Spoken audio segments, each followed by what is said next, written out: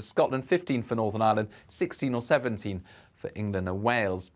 And light winds as well, which means that overnight, once again, clear skies and temperatures falling away. So for England and Wales, it's a chilly night on Saturday night and temperatures in some sheltered spots first thing Sunday, around 2 to 5 Celsius once again. However, for Northern Ireland, for Scotland, it turns cloudier, it turns breezier, and the first signs of some wet weather pushing back into the west of Scotland by dawn on Sunday. And it looks like for Scotland, for Northern Ireland, Sunday will increasingly be an unsettled day with heavy rain and strong winds moving through, gales in exposed coastal areas. But for England and Wales, it stays mainly dry.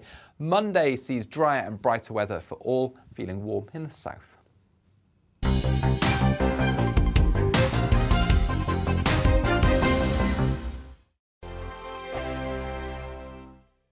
Weekday afternoons on GB News, we've got the whole of the UK covered. From 12 to 3, it's GB News Day with me, Mark Longhurst. And me, Gloria Di Piero. You'll get the very latest on everything that's been going on across our great nation. And from 3 till 6, watch out for GB News Live with me, Patrick Christie's. I'm not here to mess around. With all the biggest topics and guests, you will always be up to date. GB News Day and GB News Live from 12 p.m. Only on GB News. The People's Channel, Britain's news channel.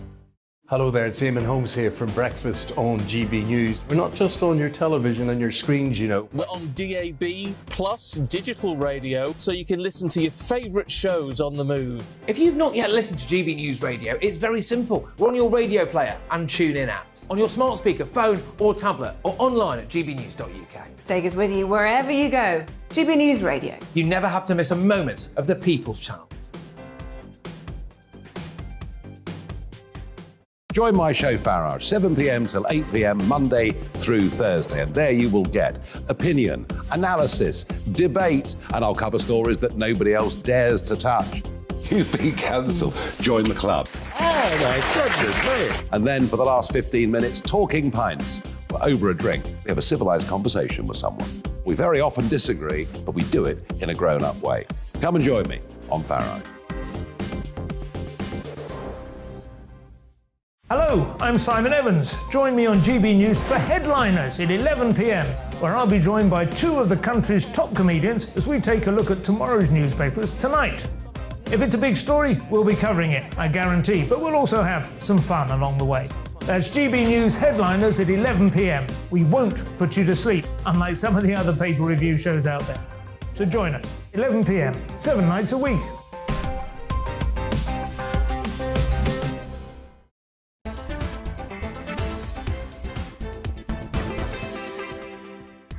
Hello, good afternoon and welcome. This is GB News on TV, online and on digital radio.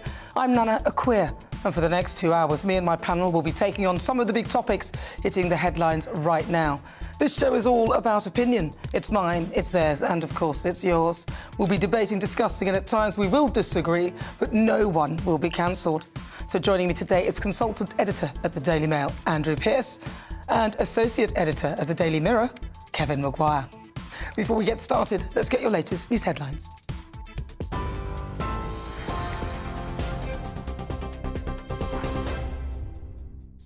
Good afternoon, it's 4 o'clock. I'm Tamsin Roberts in the GB newsroom.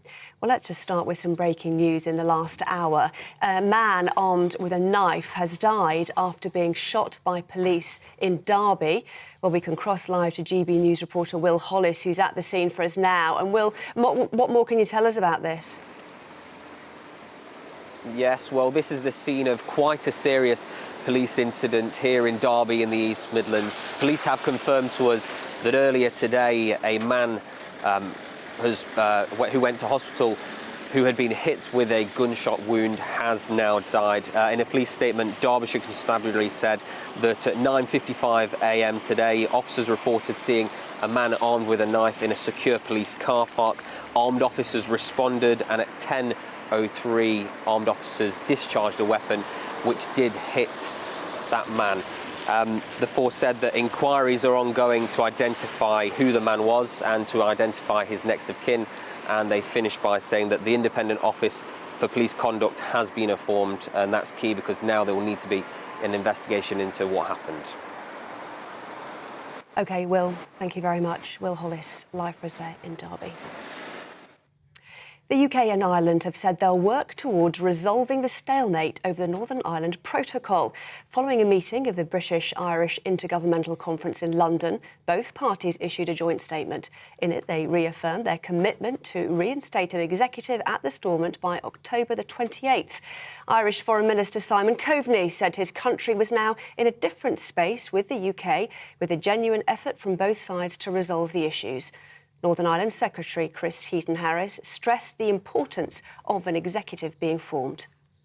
I think it's vitally important that the executive reforms in Northern Ireland, for all the reasons I've given previously about the quality of public services, the interventions on energy that we need to give, and are finding quite difficult to do so in a Northern Ireland context.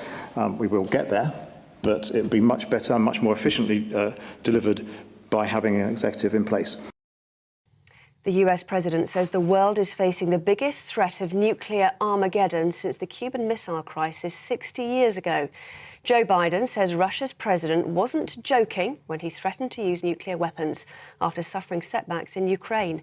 It follows a warning from Vladimir Putin that he'd use all means necessary to protect Russian soil, which he says now includes the 4 recently annexed Ukrainian regions. Former NATO commander Chris Parry told GB News we shouldn't underestimate Putin. There's distinct saber rattling by the Russians because they themselves are rattled by what's happened in Ukraine. And secondly, we've seen a pattern with American diplomacy whereby they try and out threats before they appear. And it's a method of deterring the other side from actually doing something. I don't see the crisis being as bad as that as in 1963. But we shouldn't underestimate the fact that there are certain circumstances under which I think Vladimir Putin would resort to nuclear weapons. The government is not telling people to reduce their overall energy consumption, despite warnings yesterday the UK may have to implement blackouts. Climate Minister Graham Stewart said instead of stopping people from using energy, the government's looking at incentivising people to reduce their usage, particularly during peak times. It follows the warning from the National Grid electricity system operator that although unlikely, households may face 3-hour power outages this winter. Thailand is mourning the death of at least 34 people, including 23 children, some as young as 2, following yesterday's massacre at a nursery. Government buildings are flying flags at half-mast and the first funeral's been held for some of the victims. Police say the attacker, Panya Kamrab, had been discharged from the force last year and just hours earlier had appeared in court on drugs charges. He also killed his wife and child before taking his own life. Over 3,000 more people died than usual in England and Wales this summer as the UK endured record temperatures. That's the highest figure since 2004. Most of the deaths were those aged 65 or over. Many happened during the hottest days towards the end of July. The data comes from a report by the Office for National Statistics and the UK Health Security Agency. This is GB News. We'll bring you more news as it happens, of course. Now let's get straight back to Nana.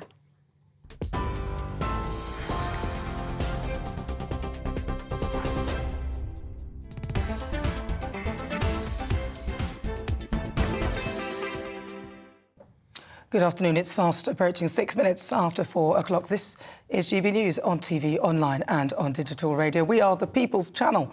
I'm Nana Akua. The lovely Liberal left.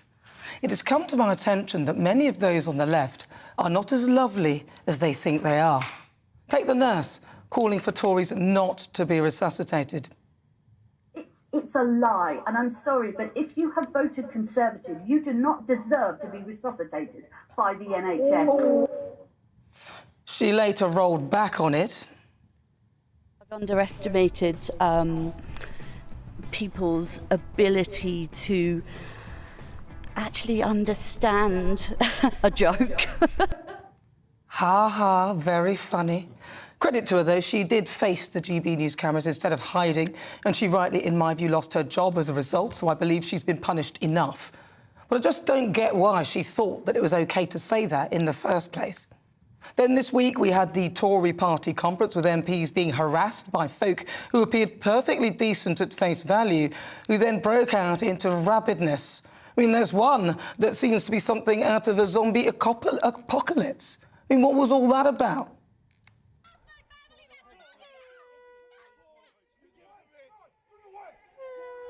Is tantamount to being called a coconut. She had since apologised and has been suspended from sitting as a Labour MP pending an investigation. For a party which claims to represent diversity inclusion, those on their main podium at the conference were all white, and they have yet to have a female leader, whilst the Tories have had 3, and their leadership challenges were the epitome of diversity and inclusion. Then there's the likes of predominantly left-leaning platforms trying to cancel free speech.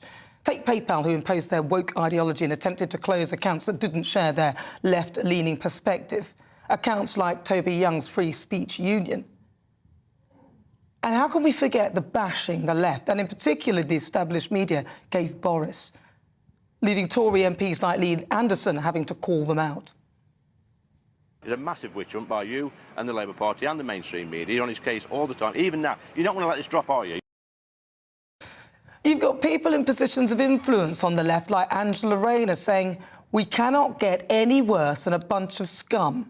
Homophobic, racist, misogynistic, absolute vile, banana republic, vile, nasty, Etonian piece of scum," and claiming that she held back.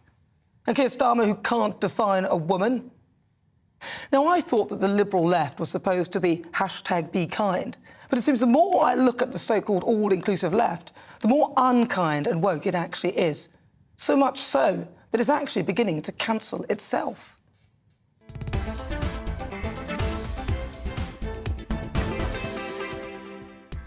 Oh, I feel so much better after that. Oh, right, before we get stuck into the debate, here's what else is coming up today.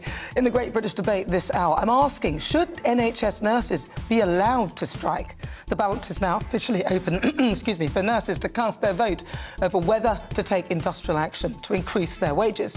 Now, this is the first time in over 100 years that the Royal College of Nurses have opened up a nationwide ballot to over 300,000 of its members. Proponents argue that nurses need to be paid in accordance with inflation, whilst critics say the NHS is already on its knees following the pandemic. So I'm asking, should they be allowed to strike? Then just before 5, it's Worldview, and I'll hear the thoughts of a security expert who's going to talk us through the likelihood of Putin going nuclear. Now, this comes after US President Joe Biden claimed that this is the closest the world has come to nuclear war since the Cuban Missile Crisis in 1962. We'll also hear from a Russian protester who risked her life to demonstrate against mobilization. Young people who use the internet understand what's going on. Practically all of them are against the war. There is no democracy. There's just a facade of elections. We have no freedom. We can't decide anything. At 5 o'clock, it's Friday Focus, and I'm going to be looking at what is going on with the housing market and mortgages. Now, this comes as Labour leader Sir Keir Starmer called on the Prime Minister to reverse the so-called kamikaze budget as families face eye-watering mortgage increases. So how much extra could we be expected to pay on our mortgages? Now, that's on the way. Tell me what you think, as ever, on everything we're discussing. You can email gbviews@gbnews.uk or tweet me at gbnews.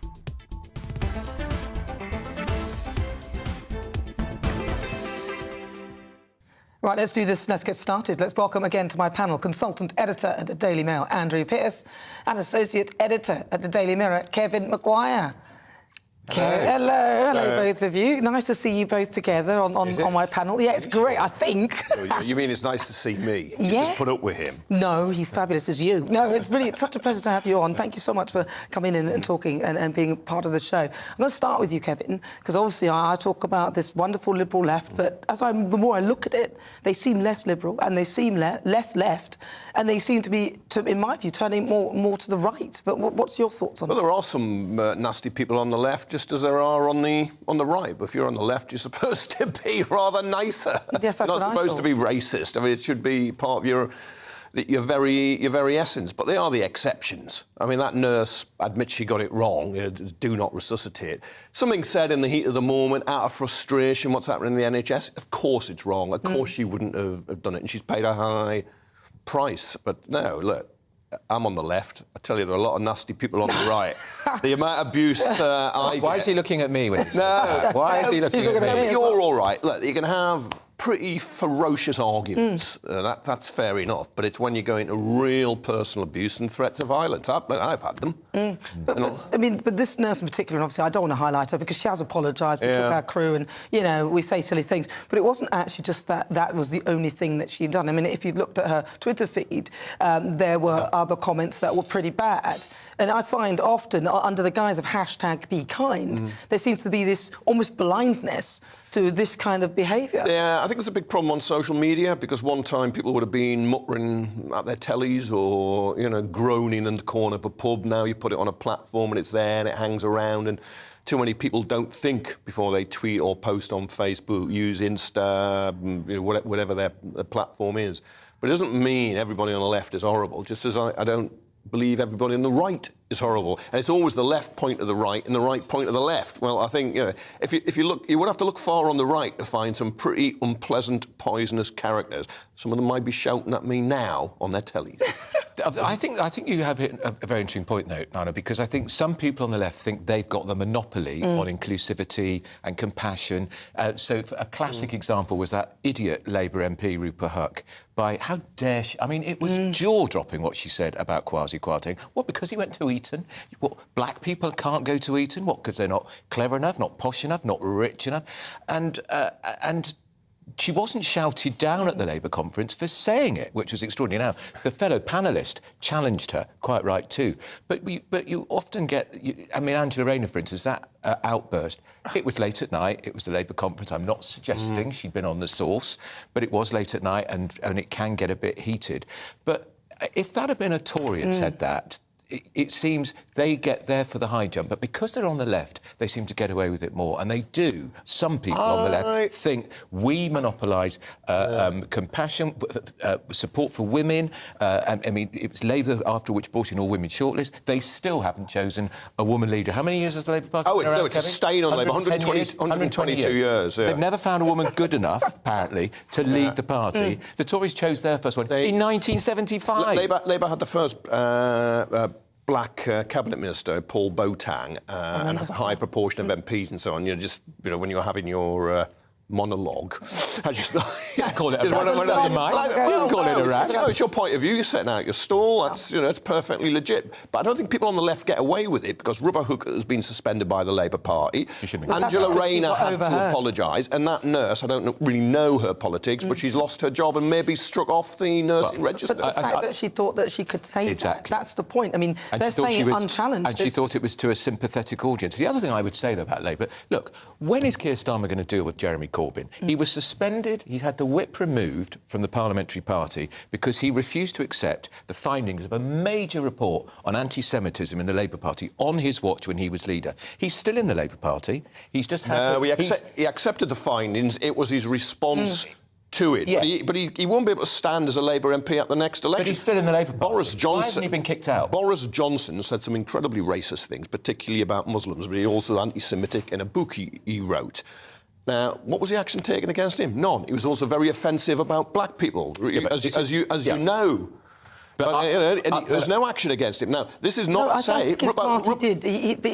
He did go on investigation with his party for the comments that he made with regard to the Muslim. He did, actually. He did. And also, not to his defence. Not to his defence, because that was a ridiculous thing to say, and he shouldn't have said it. But the point here was that it was actually on the back of an article that was actually quite supportive, but it's just the way... Well, no, it was. Yeah, but he knew what he was doing. He was talking about female rights. It was a cheap phrase. He knew what he... But he was never suspended. I'm not defending Rupa Huck. I think it was quite right to defend... But I wouldn't say Boris Johnson is a racist. Yeah, because... he's not racist at all, and that's why he was a very successful London mayor. He said racist things. I don't think Jeremy Corbyn is anti-Semitic, but he had said some Semitic things, and he also occasionally had a blind spot on the Jewish community, and he couldn't understand the British Jewish people, why they were offended by him. Yeah. But the main thing is, though, that I think a lot of the time on the left, it's almost as though they hold the moral high ground. They do. And so that then makes them immune from calling people out and calling people names. So if they're telling you off for something you've done, they can call you all the names under the sun, but it's OK because they're shielded under the guise of moral high ground. I'm not. Some people think they're shielded, but they're not shielded. They're not. And you get more criticism, and in a way, deservedly so. Because if you're on the left and you're preaching fairness and diversity and decency, you've got to be held to account, and you've got to live it. As the suffragettes would say, it's deeds, not words. And how long did it take Angela Rayner to apologise for that absolutely too long appalling rant? It took her too long. Kevin and I both went to comprehensive schools. I got absolutely no problem with Labour Party. We went to a public school. She had a problem with public school. We're misogynistic. She was saying, because I vote Tory, I'm scum. That's a disgraceful thing to say, and it took her as you said, how long to apologise? A week? 2 weeks? Well, she finally apologised after her own family were receiving threats. Yeah, and then she could see it herself. But you've got to understand, with Angela Rayner, when she left school, didn't leave with any exams, but she was pregnant. And she was written off by too many people. And doesn't she bang on about it? And she suffered a lot of abuse. And at the time, the Tory party was very moralistic and damning of single parents when she was growing up. And that's why I think she feels it in herself now. She wants to hit back at them. She used the wrong language, should not have said You'd have thought that she's sort of grown up from there. I mean, you know... Well, she has, since. Yeah, well, since she was pressured into growing up and apologising. The fact that she even thought that she should be saying that again is that whole thing where... She refused to apologise. She doubled down, didn't she? She doubled down. She doubled down on it. If you learn from your mistakes, I think that is good. If you don't learn from them, that is bad. There was a Tory MP who used the N-word. I remember she's still there now, in Devon.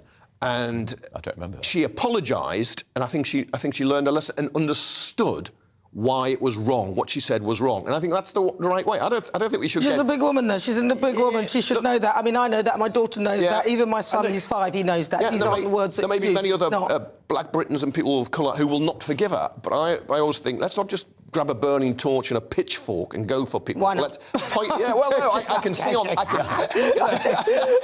know. Now you see... I've got one here. You I've don't actually like got one behind here. Use it on him. Use it on him. Okay, see how it goes. See him off. Bait him off. You want people to change for the better. It's just how you do it. But you have to call out. You have to call out what is wrong. But you also made a very good point in your monologue about the inclusivity of the lineup for the Tory leadership, and also we've got to remember the top 4 big offices of state. A woman again is Prime Minister of the Tories, a black Chancellor, a black Home Secretary, and a black Foreign Secretary. Extraordinary. Exactly. Who would have thought that about the Tory party 20 years ago? That's how much that is good. It's so much more. Where the inclusivity falls down is 75% 3 and 4 of them are privately educated. But what's so there is no... But that matters. Yeah, but no, class is the great divide that too many people do not talk about, economic class. Well, isn't it... I mean, look, I think class has always been the divide, but isn't it great that class, whilst it remains a divide, colour, hopefully, is becoming less of the divide? Yeah, and because class will always be the same. Yeah. I mean, even the fact that the Labour Party is more sort of blue-collar, supposedly, but obviously you've got Sir Keir Starmer at the head of it, but supposedly more working class, and the Tory party is supposedly more sort of middle to upper class, supposedly, but yet it's representing a wider array of diversity. Yeah, 2019, a majority of blue-collar people voted Tory. Actually, it was the same with Thatcher in the Brexit, though, wasn't it? In the 80s. Yeah, it was. They lost their way, didn't they? But I can remember arguing with David Cameron when he created something called the A-list to get more women, more gays, and more people of colour as candidates in winnable seats. I said, why didn't you include people from working class or factory background?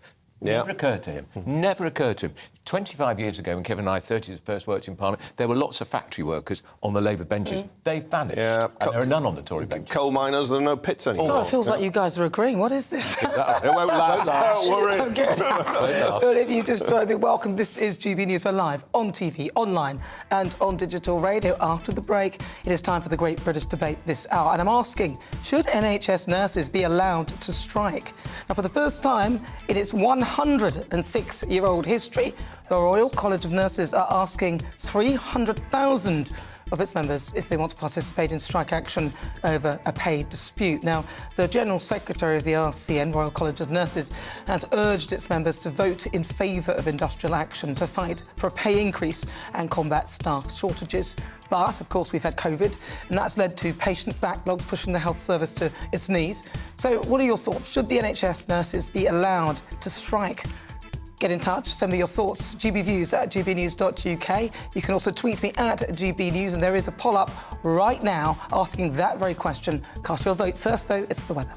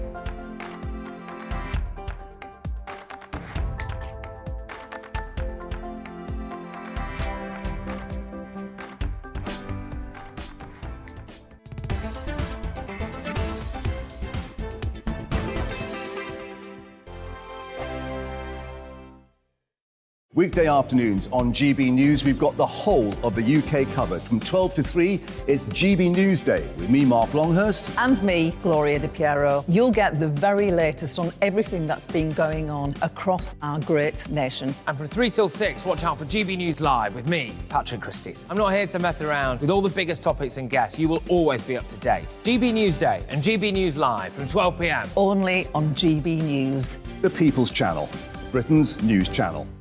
Hello there, it's Eamon Holmes here from Breakfast on GB News. We're not just on your television and your screens, you know. We're on DAB plus digital radio, so you can listen to your favourite shows on the move. If you've not yet listened to GB News Radio, it's very simple. We're on your radio player and tune-in apps, on your smart speaker, phone or tablet, or online at gbnews.uk. Take us with you wherever you go. GB News Radio. You never have to miss a moment of the People's Channel. Join my show Farage, 7 p.m. till 8 p.m. Monday through Thursday, and there you will get opinion, analysis, debate, and I'll cover stories that nobody else dares to touch. You've been cancelled. Join the club.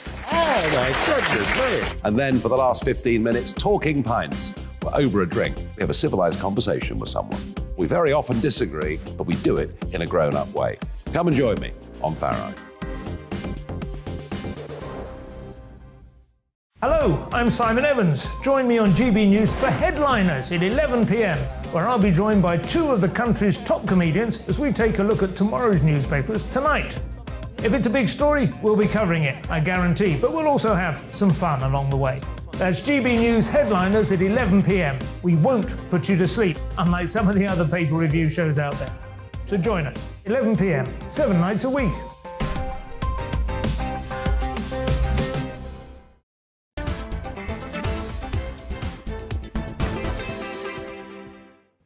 If you just joined us, where have you been? This is GB News. We're live on TV, online and on digital radio. You can also stream the show live on YouTube. I'm Nana Akua. Welcome on board. Now, it is time for the Great British Debate this hour, and I'm asking, should NHS nurses be allowed to strike? Now, of course, this is the first time in 106 years of the history of the Royal College of Nurses that they're asking their 300,000 members if they want to participate in strike action over a dispute over pay. Now, the union demands a pay rise of 10.1%, which is currently in line with the rate of inflation. And the London Economics Analysis has found that pay for nurses has declined at twice the rate of the private sector, with real terms earning falling by 6%. Now, this is despite the government providing NHS staff a pay rise of 4.5% in July. The General Secretary of the RCN, or Royal College of Nurses, has urged its members in favour of industrial action, saying it is a once-in-a-generation chance, well, where have we heard that, to improve pay and combat staff shortages. But COVID has led to huge patient backlogs, pushing the health service to its knees. So for the Great British Debate this hour, I'm asking, should NHS nurses be allowed to strike?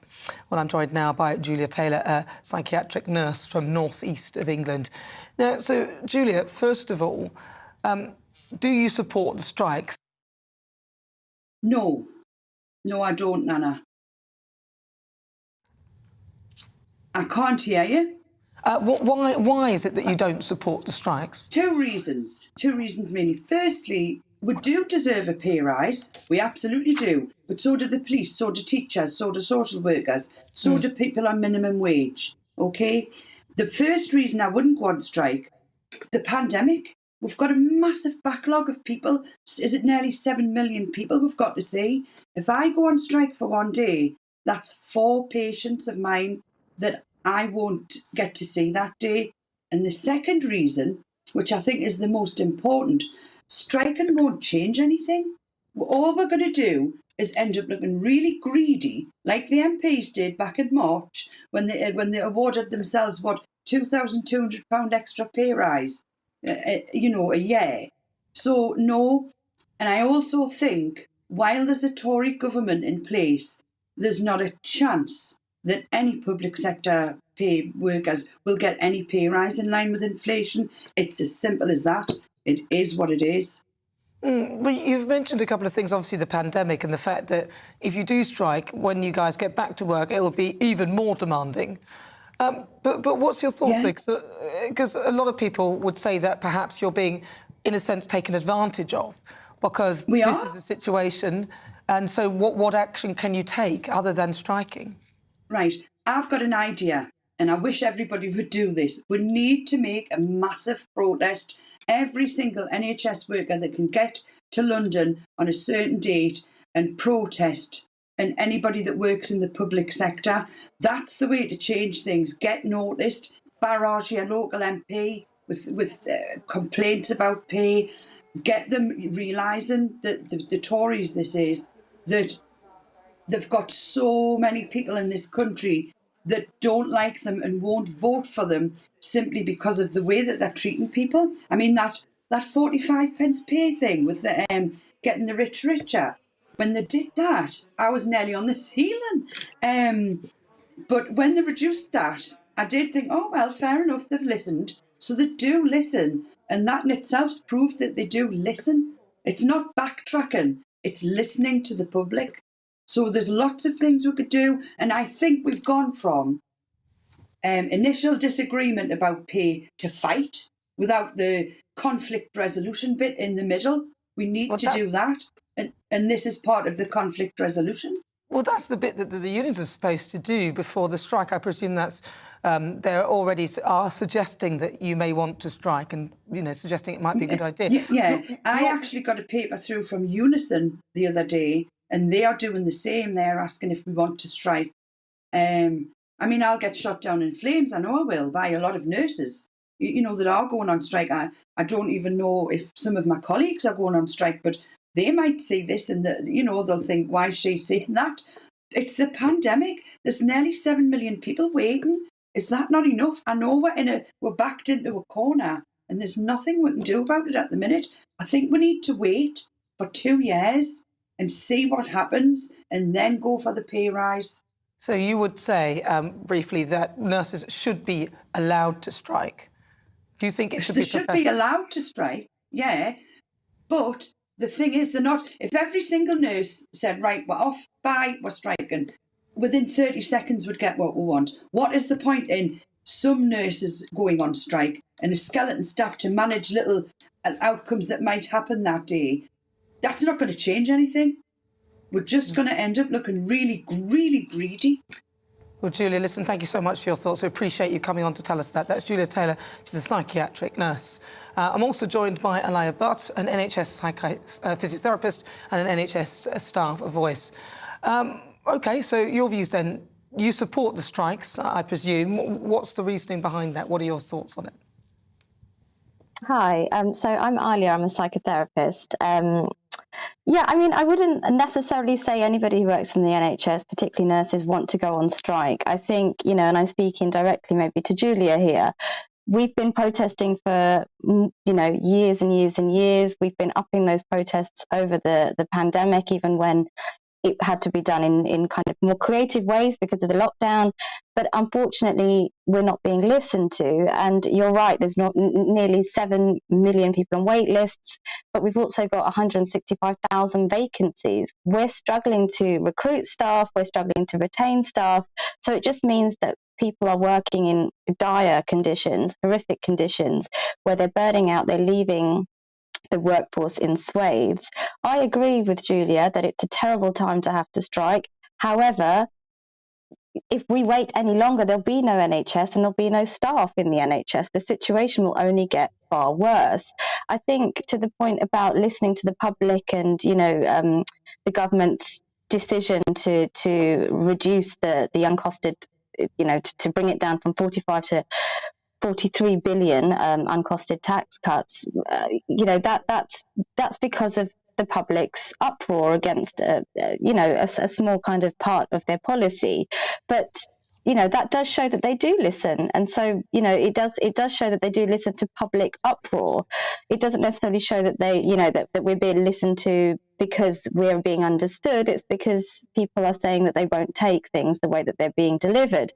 So that does mean that strikes can possibly be effective, and possibly we can get better conditions of work, which means that people will want to join the NHS, that people will want to stay in the NHS, and it also means that people will be able to put food on the table, pay for their rent, and come to work healthy and able and capable to save lives, which is what we want to do. And we can't really do that when we're having to use food banks, having to access benefits despite being in full-time work. So it's just not really sustainable. And as I said, nobody wants to strike. It's in healthcare, it's genuinely the last thing we want to do. If we could, we'd be giving more care. Let me bring Julia back in, and then you can have a chat to each other, because Julia, you were saying that actually it's not the right time to strike, but Elia's saying that it is. Well, it is because of the situation we're in, and we are short-staffed, and the recruitment and retention is without being rude, it's a joke, because people don't want to join the NHS now because of all the rubbish pay that we get, and also poor student nurses and student doctors. They're coming out of university with £60,000 worth of debt. That's not going to make anybody think, oh, I'll go and do my nurses training because I'd love to help people. They need to sort that out. And they're also using agency workers who get paid more than the people who are working in the NHS. And I wonder what the cost of that is over a year, and see how many nurses that would have paid for. Well, it's not. That's a whole different argument, and I would agree with you there, Elia and Julia. Thank you very much. It's really good to talk to you. Well, that's their view. What are yours? Get in touch with us at GB News. We'd love to hear your thoughts. But right now, let's go over to the news desk for some breaking news.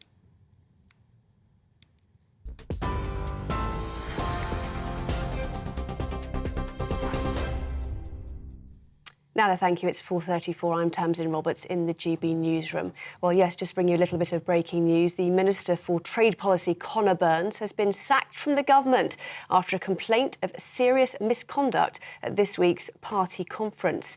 The MP has had the party whip suspended whilst an investigation into allegations of inappropriate behaviour takes place.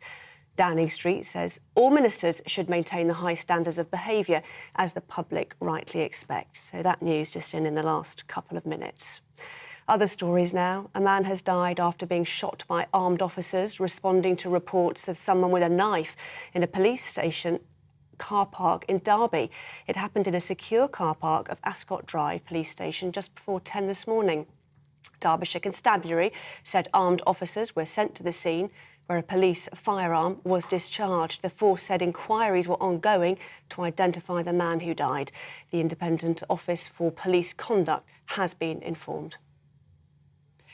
The UK and Ireland have said they'll work at resolving the stalemate over the Northern Ireland Protocol.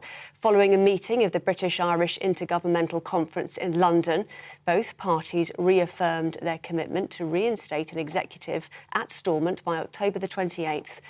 Northern Ireland Secretary Chris Heaton-Harris says he will call an election if an executive isn't formed.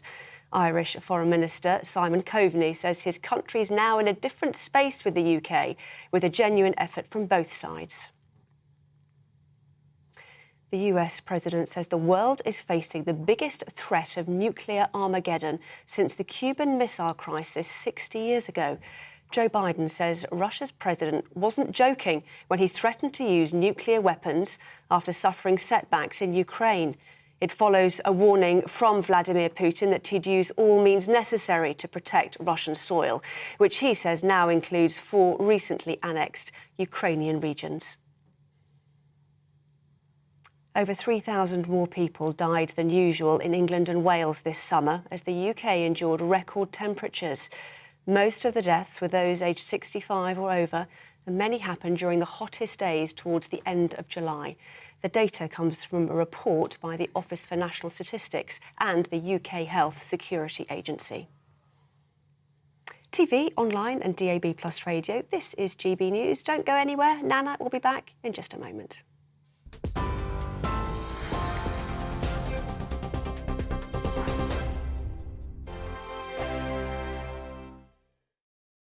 Weekday afternoons on GB News, we've got the whole of the UK covered. From 12 to 3, it's GB News Day with me, Mark Longhurst. And me, Gloria Di Piero. You'll get the very latest on everything that's been going on across our great nation. And from 3 till 6, watch out for GB News Live with me, Patrick Christies. I'm not here to mess around with all the biggest topics and guests. You will always be up to date. GB News Day and GB News Live from 12 p.m. Only on GB News. The People's Channel, Britain's news channel. Hello there, it's Eamon Holmes here from Breakfast on GB News. We're not just on your television and your screens, you know. We're on DAB plus digital radio, so you can listen to your favourite shows on the move. If you've not yet listened to GB News Radio, it's very simple. We're on your radio player and TuneIn apps, on your smart speaker, phone or tablet, or online at gbnews.uk. Take us with you wherever you go. GB News Radio. You never have to miss a moment of the People's Channel. Join my show Farage, 7 p.m. till 8 p.m. Monday through Thursday. And there you will get opinion, analysis, debate, and I'll cover stories that nobody else dares to touch. You've been cancelled. Join the club. Oh, my goodness me. And then for the last 15 minutes, talking pints. We're over a drink. We have a civilised conversation with someone. We very often disagree, but we do it in a grown-up way. Come and join me on Farage. Hello, I'm Simon Evans. Join me on GB News for Headliners at 11 p.m, where I'll be joined by 2 of the country's top comedians as we take a look at tomorrow's newspapers tonight. If it's a big story, we'll be covering it, I guarantee, but we'll also have some fun along the way. That's GB News Headliners at 11 p.m. We won't put you to sleep, unlike some of the other paper review shows out there. So join us, 11 p.m, 7 nights a week.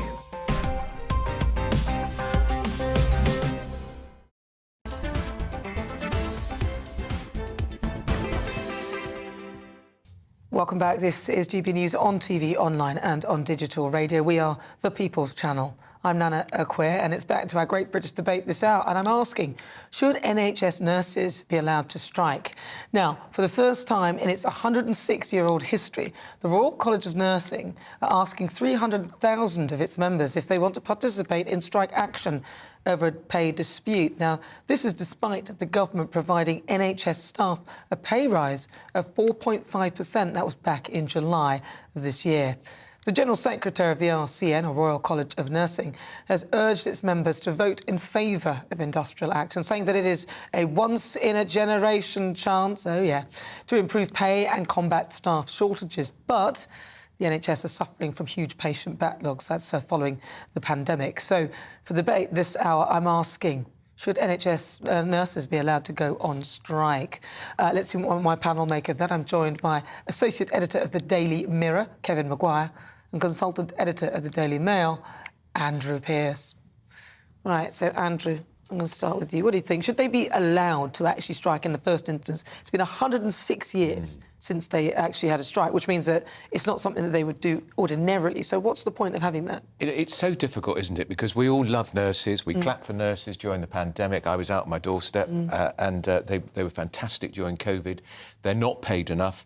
4.5% is perhaps a lot more than people get in the public sector, but inflation is now it's probably peaked at 9.8% and it's starting to fall. But I'm sorry, there are some areas where you can't go on strike. You can't go on strike if you're a police officer, because often they're involved in life and death situations. Nurses are involved in life and death situations every day. What I would say, though, is the government has to pay them more money. I know there's a huge pressure on public finances, but if you paid them more, you'd have more nurses doing the job, and then the backlog, the backlog in appointments would fall. What is it? 7 million people are on a waiting list. They'd start to fall those waiting lists a lot quicker if there were more nurses. So pay them more. But I'm sorry, I really am. I don't think they should be able to go on strike. I don't think doctors should be able to either. Well, it's interesting you say that, because the 45%, the reduction of that tax hike, it would have earned, it cost the government 1.8 billion. Yeah. And actually to increase the nurses' pay in line with inflation would have actually cost them just under 2 billion as well. So they've sort of got the money. They can find it. They can find it. But they can find it. And by the way, on that top rate of tax, it was the wrong time. You can make a perfectly good economic case for cutting the top rate of tax, because in the end, more money comes in, the old Laffer curve kicks in. But the perception of cutting the top rate the of tax... The Laffer curve's discredited, doesn't it? The perception of paying the top people more money and cutting while nurses are in on for just looks terrible. Look, the right to strike is a fundamental basic right we should all have. We're not bonded labour or slaves, and that extends to nurses. And unfortunately, if you go up and you say, please, sir or madam, may I have a pay rise, you're like Oliver Twist, you'll get very thin gruel. And that's what's happened to nurses. They've been taken advantage of. We should be asking why they feel driven to strike now when they haven't for more than 100 years. Because, they got clapped and then they get slapped. Yeah, you don't give them a pay rise. So police officers can go on strike too? And the armed forces, I think... I would. I think this is where we're going to go with Labour's Britain. It is. This is where we're going to go with Labour's Britain. Well, the Labour Party's not going this way, but I would. I think it's a basic human right. Now, I don't want nurses to go on strike. I want nurses to be paid better. But if nurses feel the only way they're going to get paid better is to go on strike, then they will. And look, we know what nurses will do. They're not going to abandon kids in incubators or... Well, that's the point then. So why should they even be bothered? It's not even realistic to suggest that would be a good... You will find, and there's been disputes, junior doctors were on strike a few years back. You will find you will get a better pay rise because the government will not want the disruption. When the government quite rightly says getting those waiting lists down is a priority, they need the workforce on their side. They've taken the workforce for advantage now. People who are nurses, they train for years. They're highly skilled, and yet they are relatively lowly paid. Now, you always attack train drivers who are, on average, $59,000 a year. Now, it takes a year to train a train driver. They're very highly skilled, huge responsibility. But why are these working people on very good middle-class wages? It's because they're in a trade union, ASLEF in the case of most drivers, and they're prepared to go on strike. Again, if you lie down, you'll be walked all over. You've got a right to withdraw your labour, but whether you have a right to be paid if you withdraw your labour is another thing. You don't get paid when you're on strike. Yeah, but then to expect the job to be there when you come back. 'Cause if this was a private company, first of all, most private companies can't afford to keep increasing wages in line with inflation. That's the first thing.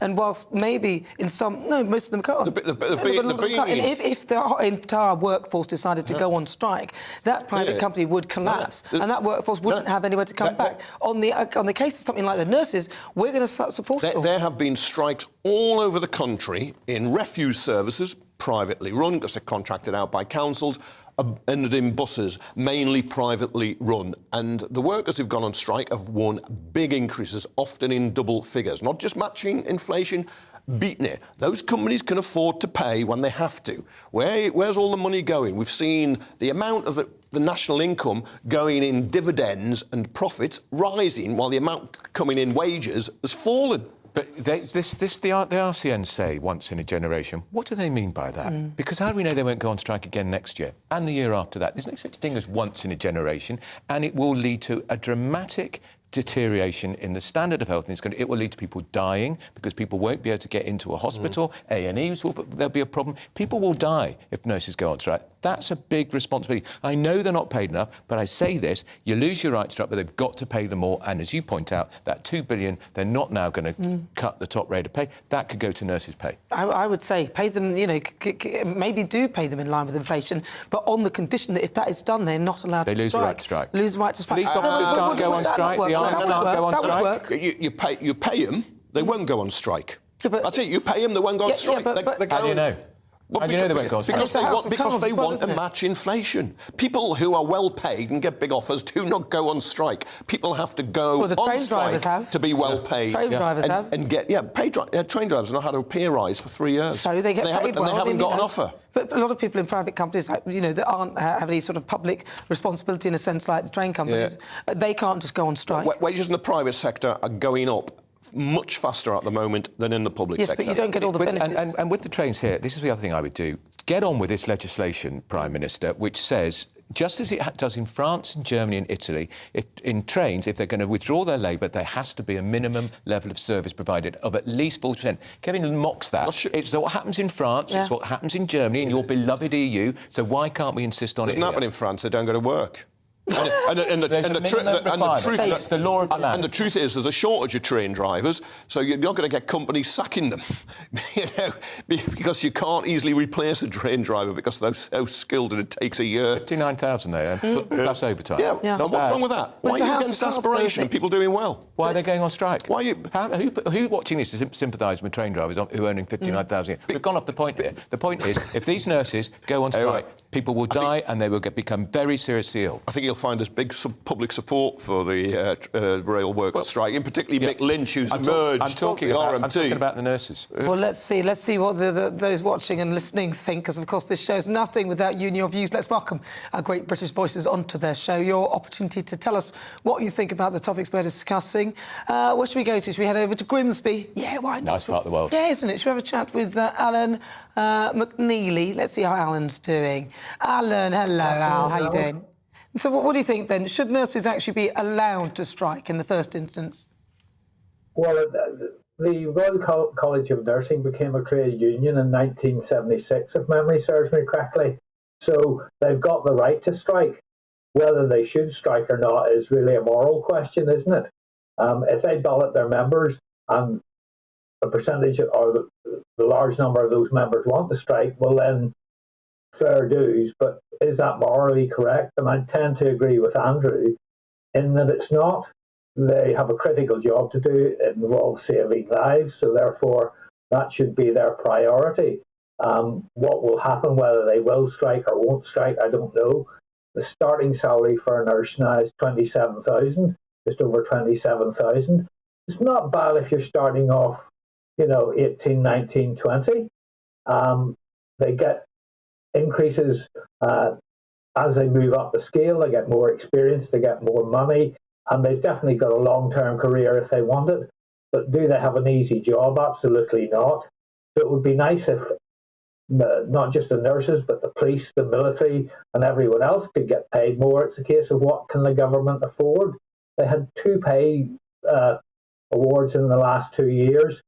I think that takes about an 8% rise in the last 2 years, 4 point something last year, and again, they got something the year before. So if they're looking for 10%, does that give them 18%? That to you, Alan McNeely. Thank you very much. Thanks for your thoughts in Grimsby. He is a great British voice. This is GB News. Welcome aboard if you've just tuned in. It's coming up to 50 minutes after 4. I'm Nana Akua. We're live on TV, online and on digital radio. Now, still to come, it's World View. We'll be hearing from a former intelligence analyst of the ex-Soviet states who will talk to us about the likelihood of Putin going nuclear after US President Joe Biden said it's the closest the world has come to a nuclear war since 1962. We'll also hear from a Russian protester who risked her life to demonstrate against mobilization. Young people who use the internet understand what's going on. Practically all of them are against the war. There is no democracy. There's just... Stay tuned, that's after the break.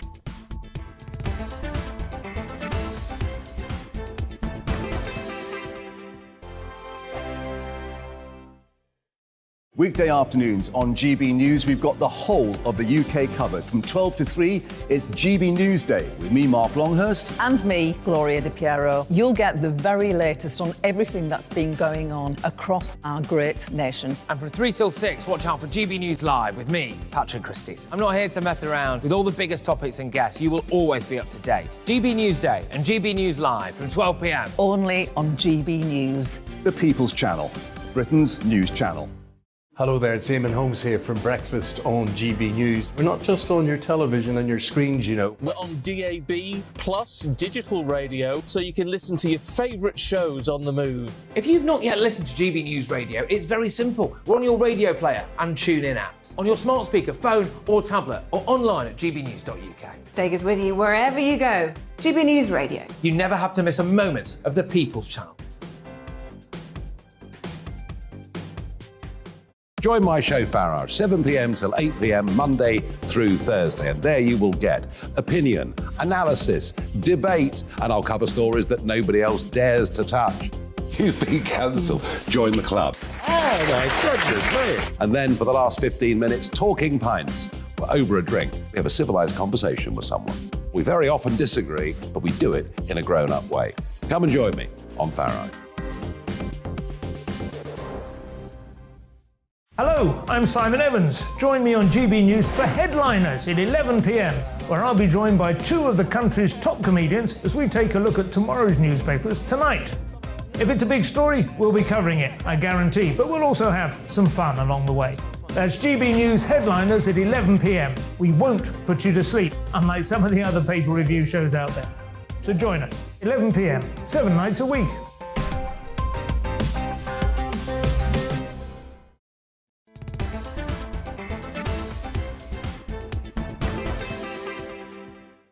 This is GB News. We're live on TV, online and on digital radio. I'm Nana Akua. Now, US President Joe Biden was overheard off camera at a Democrat Party fundraiser yesterday saying that Putin is not joking when he talks about the use of tactical nuclear weapons. We're going to be discussing that. It is time for World View. He said the world is facing the biggest threat of nuclear Armageddon since the days of the Cuban Missile Crisis in 1962. Now, this comes as Putin has said that Russia will make use of all weapons available to them, especially if Russia's territorial integrity is being threatened. So what are tactical nuclear weapons and how far should we believe that Putin would be willing to use them in this invasion of Ukraine? Joining me now is a former intelligence analyst of ex-Soviet states, Ewan Grant. OK, Ewan, thank you for joining me. Thank you. So a lot of people hearing the word nuclear weapon, first of all, think radiation, they think of, obviously, death and destruction. What on earth could a tactical nuclear weapon be? You can't just simply cut off radiation. So what is one? Yeah, a tactical nuclear weapon is one with a much lower yield. In other words, less destruction. It's not a city killer. They're primarily intended for use on the battlefield to blow holes in enemy lines. They are still extremely destructive. And of course, it's still crossing the nuclear threshold from conventional to nuclear. And that barrier, that line, has dropped significantly in recent years. They've managed to get them smaller, which makes them more likely to be used. Well, but it seems a bit ridiculous to me because you cannot cut off the radiation from a nuclear weapon. So surely, if that is the case and they start using those, that there is a case that NATO may need to get involved in that because obviously radiation goes from one border to another, it crosses territories. That would effectively be crossing the line. Very possibly. Not necessarily that it would reach that far, because I mentioned the small yields. But yes, that is a very real possibility, and nobody can control the wind. No. So small yields, then, what does that mean? A lower grade or less nuclear rays? What does that actually mean? Yes, there isn't as much radiation, because the explosion is smaller. It's much smaller. So that's all it is, a smaller explosion, which will mean less radiation, but still the same amount of radiation in a smaller package. Yeah. But then once they've done that and irradiated the land and everything around them, what is the use of that land? Nobody can... It'll be like a Chernobyl, but on a small scale, right? Much smaller scale, and particularly if it's an air burst, because it doesn't irradiate the land so much. they're more destructive, so it's to destroy troops. But yeah, and it's still crossing the line. Let's be clear, this is still crossing the line. Well, stay with me, Ayuan, because over the last couple of weeks, thousands of Russian protesters have taken to the streets to demonstrate against the world's mobilization of men. Now, this is the country's first draft since the Second World War and has caused outrage across the world and the whole of Russia. Since Putin's announcement, the reality of war has finally hit home with ordinary Russian people. Now, Moscow has said that the mobilization would aid in Russia's attempt at unifying territories it holds in Ukraine, and those protesting against the war face 5 years imprisonment in accordance with the law. So now let's head over to Moscow, where I spoke to Polina Chistova. Now, she's one of the protesters who was brave enough to risk her life to stand up to the Kremlin. I wouldn't want to be tortured or raped or put in jail. But I'm not afraid of this. They punish anti-war protesters very severely. I was really upset about mobilization, although it had been expected. I went to protest that evening. We all linked each other arm in arm. In Russia, we try not to touch police because they can put you in prison for 5 years. So we tried not to put our hands on them. My arrest was really rough. I fell a few times. 4 of them carried me away because I tried to resist. I don't remember if they beat me or not in detention. I remember that I screamed and that they closed my mouth. But when I came home, I found bruises all over my body. When we arrived at the station, they immediately took away our phones and gave the men their military draft summons to report to the Army Recruitment Centre. They gave the men their papers to report there. It's frightening for people because the state monitors and carries out surveillance on those who are anti-war. For public dissemination of false information, you can be jailed for 5 years. And for discrediting the Russian army, you can be jailed for 15. It's like a public execution, to show others what can happen if you step out of line. Every day, and even today, I hear conversations of everyday people in the street and on buses about mobilization, about the annexation of Ukrainian territory by Russia. Propaganda isn't coping. In Russia, propaganda is very strong. Those older than 40 get their information from the TV, where there is no freedom, just propaganda. There's no information. The government suffocates all media that opposes them. Young people who use the internet understand what's going on. Practically all of them are against the war. But the thing is, there is no democracy. We cannot choose a new government. Our election system doesn't work. There's just a facade of elections, but there are none. It doesn't exist in Russia. Orwell wrote 1984 about the Soviet Union, but we're in it again. We have no freedom. We can't decide anything. Polina Chistova, a student and activist who risked her life to protest against the mobilisation in Russia. Right, we'll bring you further updates from her.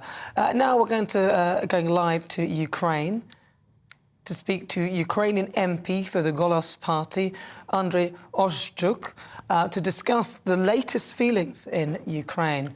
Thank you so much for joining us. Now, I want to ask you, are Ukrainians scared of the idea of possible tactical nuclear weapons being used against them? Good afternoon. Thank you for having me here. Look, to understand what's going on, we always need to turn our head and to look back what was happening during months and years. You shall remember that entire foreign policy of Russian Federation was built on threatening of the West with nuclear weapons in very, very different form. That was the reason, by the way, why Ukraine was not admitted to NATO in 1997 and later. So that's why they continue doing what they were doing during decades. Coming to closer events, Putin was starting showing his missiles to the world on February 27th. If you remember, when he started invasion to Ukraine, they made public tests of his missiles. So it was the part of his strategy to threaten the world. Now his situation became even more difficult because from one side, he's signing some funny papers in Kremlin, trying to show to the world that he's annexing Ukrainian territories. But in reality, his troops are retreating with huge losses almost through all front line in the south and in the southeast of Ukraine. And definitely, he continued to do what he know how to do, is threatening everyone with nuclear weapons. I can tell you that till today, everything what he did was very pragmatic.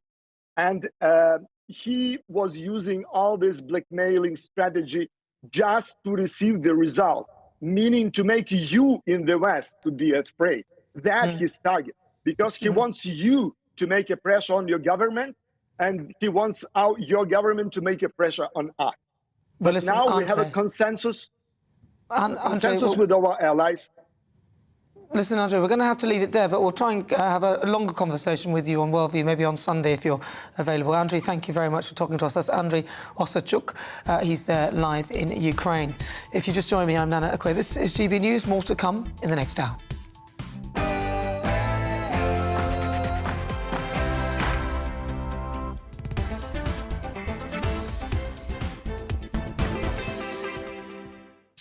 Hello, good afternoon. This is GB News. We're live on TV, online and on digital radio. I'm Nana Akua. Now, for the next hour, me and my panel will be taking on some of the big topics hitting the headlines right now. But first, let's get your latest news headlines.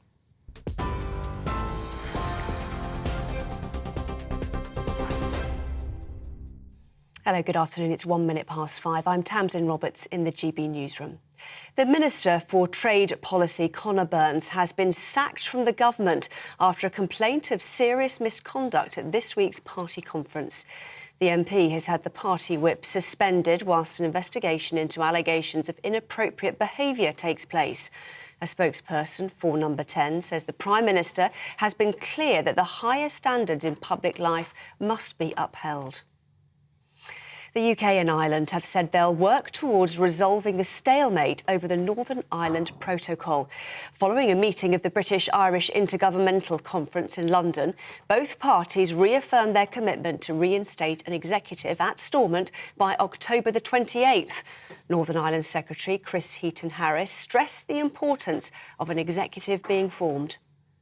I think it's vitally important that the executive reforms in Northern Ireland for all reasons I've given previously about the quality of public services, the interventions on energy that we need to give and are finding quite difficult to do so in a Northern Ireland context. We will get there, but it will be much better and much more efficiently delivered by having an executive in place. A man armed with a knife has been shot dead by armed officers in a police station car park in Derby. Derbyshire Constabulary said officers were sent to the scene just before 10 this morning. The force says inquiries are ongoing to identify the man who died. The Independent Office for Police Conduct has been informed. The US president says the world is facing the biggest threat of nuclear Armageddon since the Cuban Missile Crisis 60 years ago.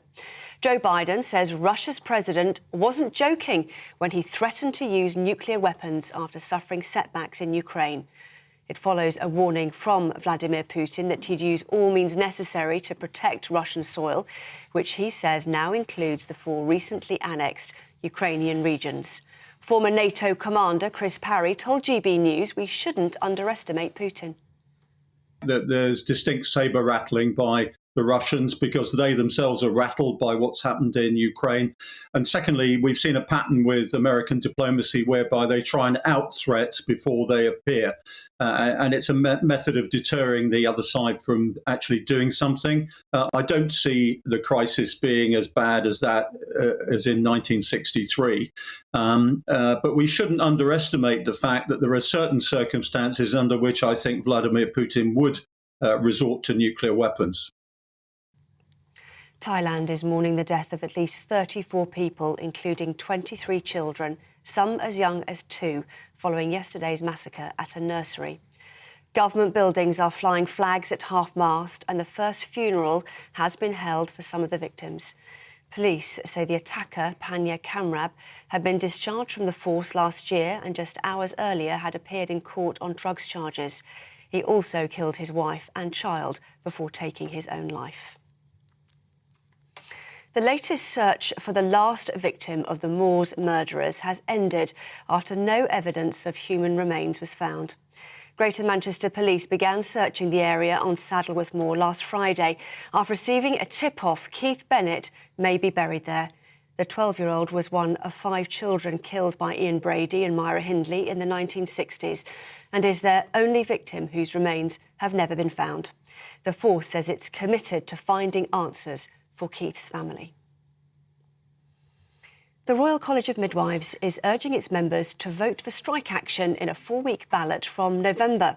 The move comes after a month-long consultation which saw members overwhelmingly reject the government's below-inflation pay offer. Around 75% of members in England and Wales who took part said they wanted to be balloted. Over 3,000 more people died than usual in England and Wales this summer as the UK endured record temperatures. Most of the deaths were those aged 65 or over, and many happened during the hottest days towards the end of July. The data comes from a report by the Office for National Statistics and the UK Health Security Agency. This is GB News. We'll bring you more news as it happens. Now it's back to Nana.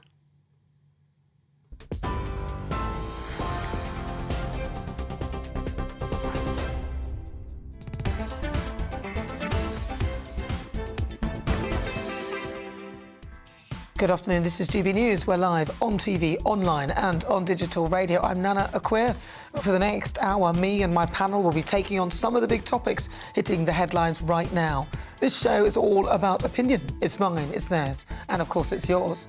We'll be debating, discussing, and at times we will disagree, but no one will be cancelled.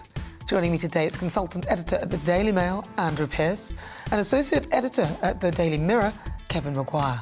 Still to come. Each Friday at 5, I'll put the spotlight on a particular guest or subject matter in my Friday Focus. And on today's agenda, it's housing. The mortgage market is in turmoil following Kwasi Kwarteng's mini-budget. Just over 40% of mortgage deals were pulled, leading to total chaos in the United Kingdom. Now, that's as Scotland places a cap on rent. So what is actually going on with the housing market? I'll be speaking to a housing expert and finding out more. And in the Great British Debate this hour, I'm asking, is it time to halt the electric car madness? Prime Minister Liz Truss has failed to rule out 3-hour blackouts this winter amid the energy crisis that has swept the nation. But is this just scaremongering? And what does that mean for electric cars? Number 10 are aiming to make the UK a greener, warmer and more energy-efficient place by 2030. But is the government focusing its attention in the right places? We'll be posing those questions to our Great British viewers during this hour. As ever, you can email gbviews@gbnews.uk or tweet me at gbnews.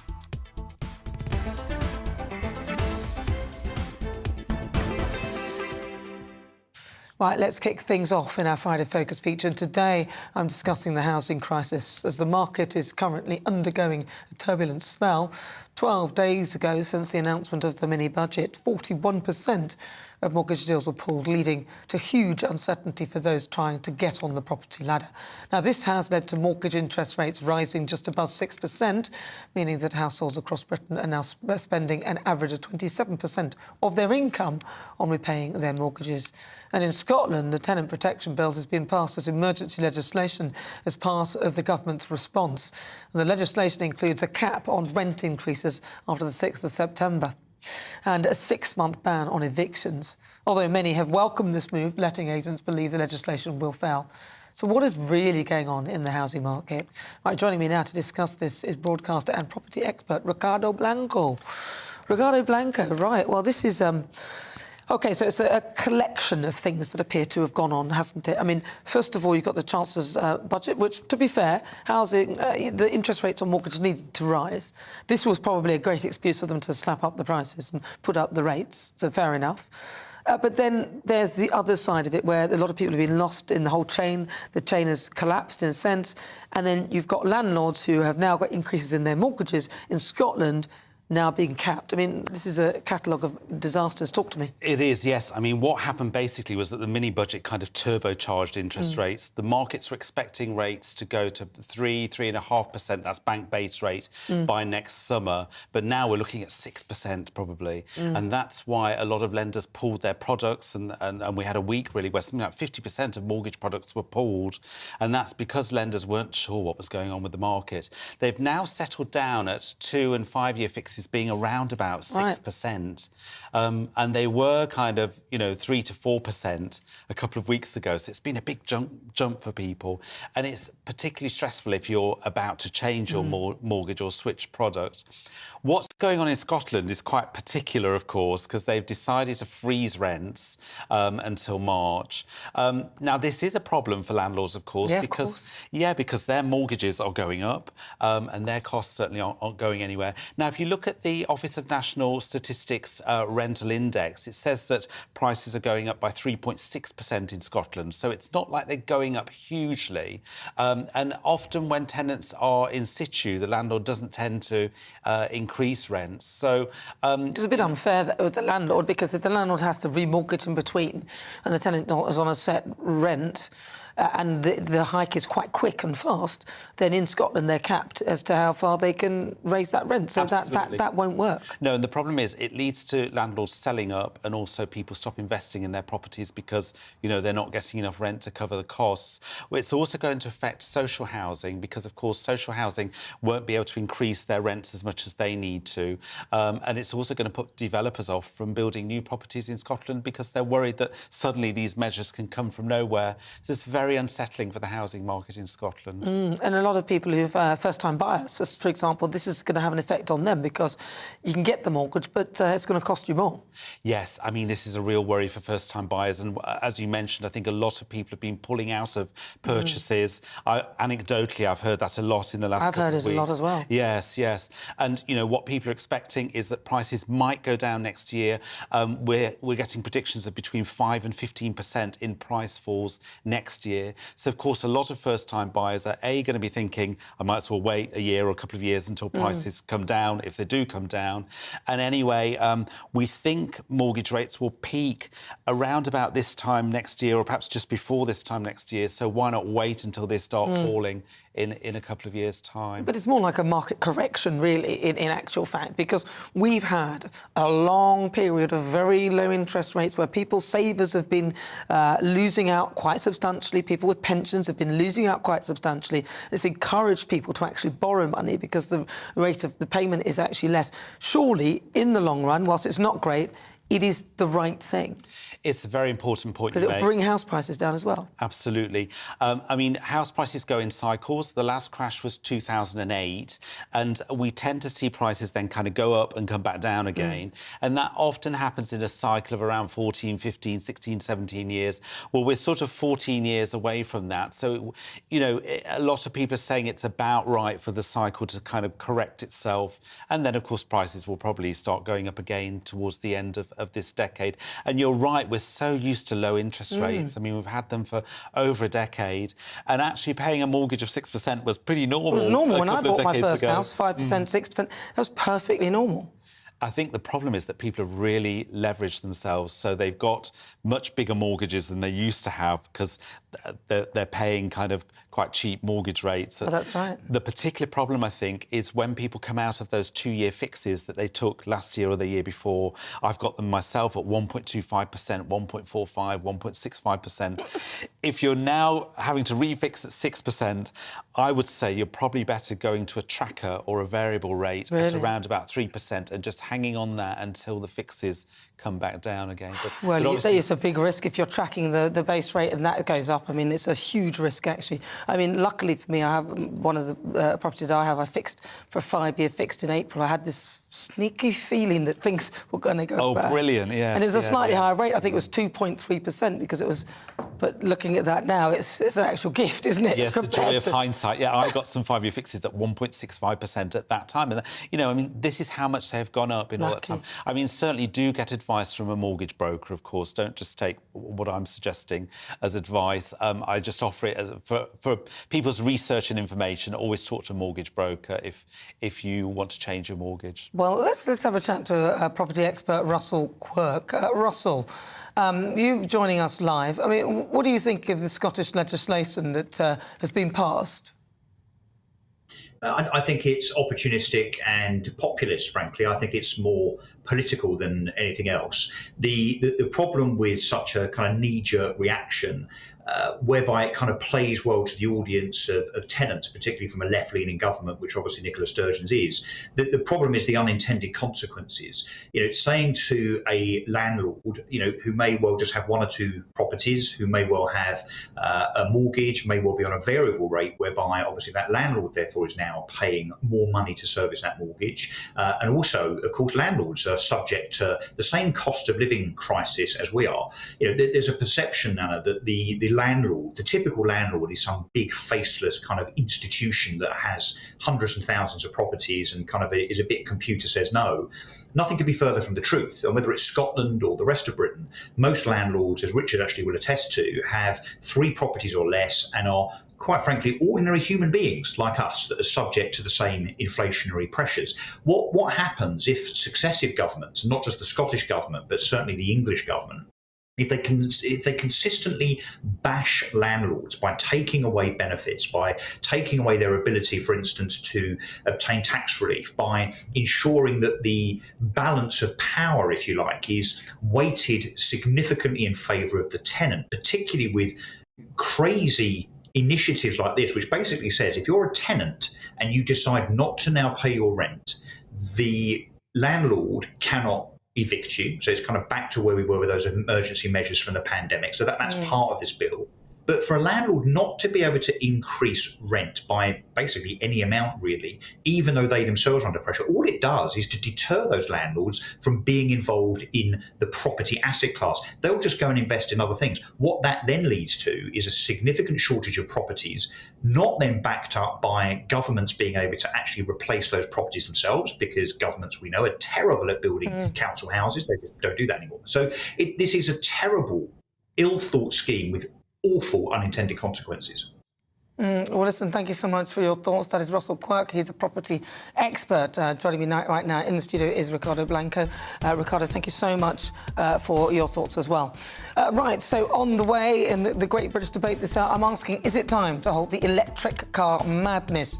Prime Minister Liz Truss has failed to rule out the 3-hour blackouts this winter amid the energy crisis that has gripped the country. But is this just scaremongering, talking about blackouts? I mean, is it realistic? And what does that mean for electric cars? I mean, if you've got an electric car and there's a blackout, you can't go anywhere, you can't do anything. Number 10 are aiming to make the UK a greener, warmer and more energy-efficient place by 2030. But is the government focusing its attention in the right places? All of that after this. Hello again, Aidan McGivern here with the latest forecast from the Met Office.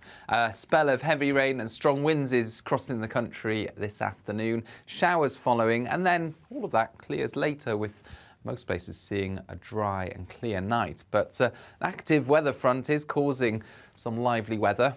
With that front, we're seeing a spell of heavy rain, gusty winds, those winds really picking up as the heavy rain pushes through, and it clears southeast England around late evening, followed by a marked temperature drop and lighter winds with clear spells for many overnight, and as a result temperatures will fall away. Now there will still be some showers in the north and northwest, but where we see the clear spells elsewhere, those temperatures dipping in sheltered spots down to 5 or even down to 2 to 3 Celsius. A bright start, though, despite that chill in the air first thing this weekend. Plenty of sunshine for many during the morning. I think some cloud will build, but for the vast majority it's going to stay dry and bright with sunny spells. One exception, western Scotland, where there will still be further showers along with a keen breeze and a bit more cloud building later in the day. 12 to 14 Celsius for Scotland, 15 for Northern Ireland, 16 or 17 for England and Wales.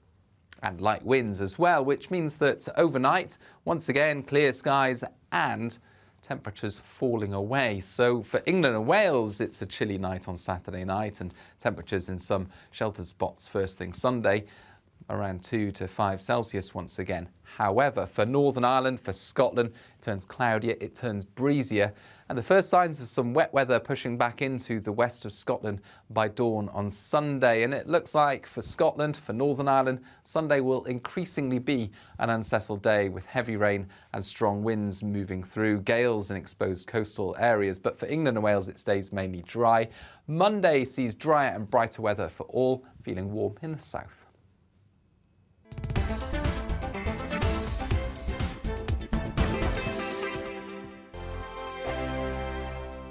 Weekday afternoons on GB News, we've got the whole of the UK covered. From 12 to 3, it's GB News Day with me, Mark Longhurst. And me, Gloria Di Piero. You'll get the very latest on everything that's been going on across our great nation. And from 3 till 6, watch out for GB News Live with me, Patrick Christys. I'm not here to mess around with all the biggest topics and guests. You will always be up to date. GB News Day and GB News Live from 12 p.m. Only on GB News. The People's Channel, Britain's news channel.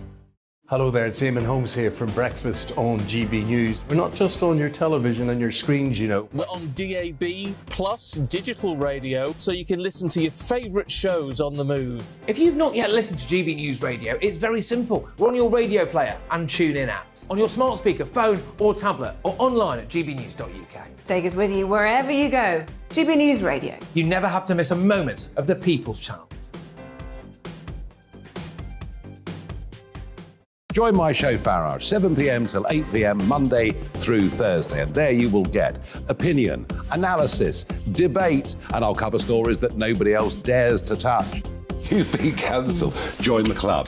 Oh, my goodness me. And then for the last 15 minutes, talking pints. We're over a drink. We have a civilised conversation with someone. We very often disagree, but we do it in a grown-up way.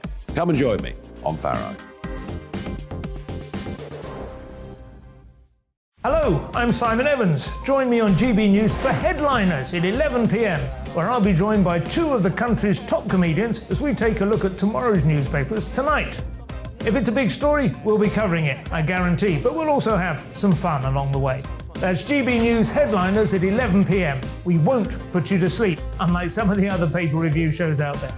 So join us, 11 p.m, 7 nights a week.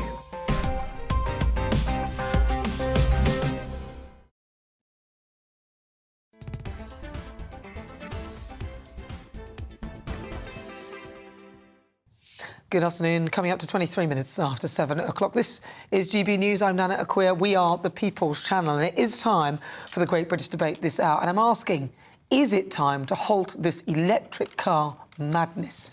Now, with the cost of energy being so high, the government have been trying to get a handle on the crisis that has swept the nation. Prime Minister Liz Truss has failed to rule out the possibility of 3-hour blackouts this winter in order to conserve energy. Is the very mention of the possibility of simply just scaremongering, or is it a reality? And would scheduled blackouts even help the government with rationing our energy? That's, as Number 10 say, that they are aiming to make the UK a greener, warmer and more energy-efficient place by 2030. Now, with the average electric vehicle, because we're being pushed towards that now, requiring 30 kilowatt hours to travel 100 miles, there's an argument to be made for taking the focus away from charging up overpriced vehicles and focusing energy on keeping our infrastructure up and running. So for the Great British Debate this hour, I'm asking, is it time to halt the electric car madness? And joining me in the studio is physicist, engineer Brian Catt. Right, so first of all, Liz Truss has said that she initially said that she would rule out the possibility of blackouts, and then I don't know where she's going with it now. I think she's sort of teetering on the edges. Potentially they could be blackouts, and we are hearing that that is a potential now of 3-hour blackouts. Mm-hmm. Is it a realistic proposition? Is that actually true that can happen? Because I've heard people saying, no, it's just scaremongering. So is it true or is it scaremongering? First of all, it'll be down to events if it does happen. And that will be about delivery of the gas that we don't already generate in a sovereign way from the North Sea or the North Sea pipeline, plus, well, it's really the delivery of the stuff that's coming in as LNG, in fact, I imagine would cause something like that if it doesn't come because it goes somewhere else or whatever. A bit like happens. COVID and PPE. If they decide not to give it to us, they can give it to somebody else and keep exactly. it. There is a possibility that there will not be enough gas, and if there is not enough gas, and we've got a finite amount of nuclear, and the wind is not blowing and it's dark, there isn't anywhere else you can get the energy from. Right, so this So gas... it's a possibility, so yes. this gas that we're using is to power our electricity. Right, so we need gas to power this electricity, and we're getting gas from other parts of the world instead of using the gas that we have in this country. Yes, some of it, the LNG. We got quite a lot coming from Norway, Right. very little part from Russia. That's not really... Russia's affecting the price, not the amount. So does that then mean that we are placing a very heavy dependence on sources to have electricity, and then by pushing us towards things like electric cars, we end up with just the one thing, one source type thing? Is that... Well, but the energy is going to have to come from gas and nuclear if there is no intermittent energy, if the renewable energy is off, especially in February, March, when you could have high pressure over the whole of Europe, so there's no wind, there's no solar. So you're totally dependent on your what they call dispatchable power, coal, gas, nuclear. So if you don't have enough of that... You can't charge the car. You can, and what about fuel then? Fuel... Renewables don't add anything to that. It's the important part, because when the wind blows, they just push the other stuff off. So where does fuel fit in then? So if I have an electric car, I need to plug it in and charge it. Right. If I could get fuel or petrol, is that also sort of mixing into this equation as well, or would petrol would be separate? Good question. I don't understand why in France, for instance, they said drive slower. Well, why? Because petrol's got nothing to do with... Oil has got nothing effectively to do, except it's an energy thing, so its price will tend to vary. So petrol is separate to oil, so if we are struggling with oil... No, sorry, petrol and oil are the same, but nothing to do with electricity generation, gas. So we could, if we didn't have enough electric and you had a normal powered car, even if the lights are out, your car could potentially still run. I take your point. Yes, is the answer to that one. All right, well, stay there, Brian, because I want to bring in Quentin Wilson, who's a motorcycling journalist and an expert in electric cars. He's got a few of them, and I will take him up on his offer to go in his Tesla at some point.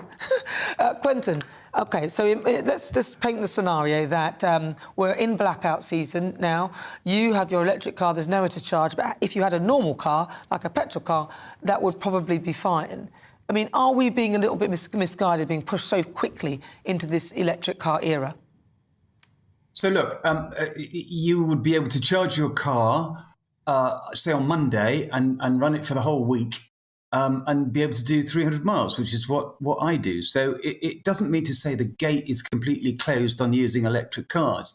And the electric cars that we have out there provide this kind of battery strength. So we would be able to store electricity in all those cars and then feed it back into the grid. It's called vehicle to grid. So most people the vast majority charge their cars at between, I don't know, midnight and 3 in the morning to get the advantage of all the cheap tariffs. So as I understand it, these blackouts will be happening at peak time. So we will charge our cars as normal and we'll be able to drive. And if you said to the 1 million+ people who have got plug-in cars in the UK, would you give them up now and have your petrol car at the threat of blackouts? They're going to say no, never.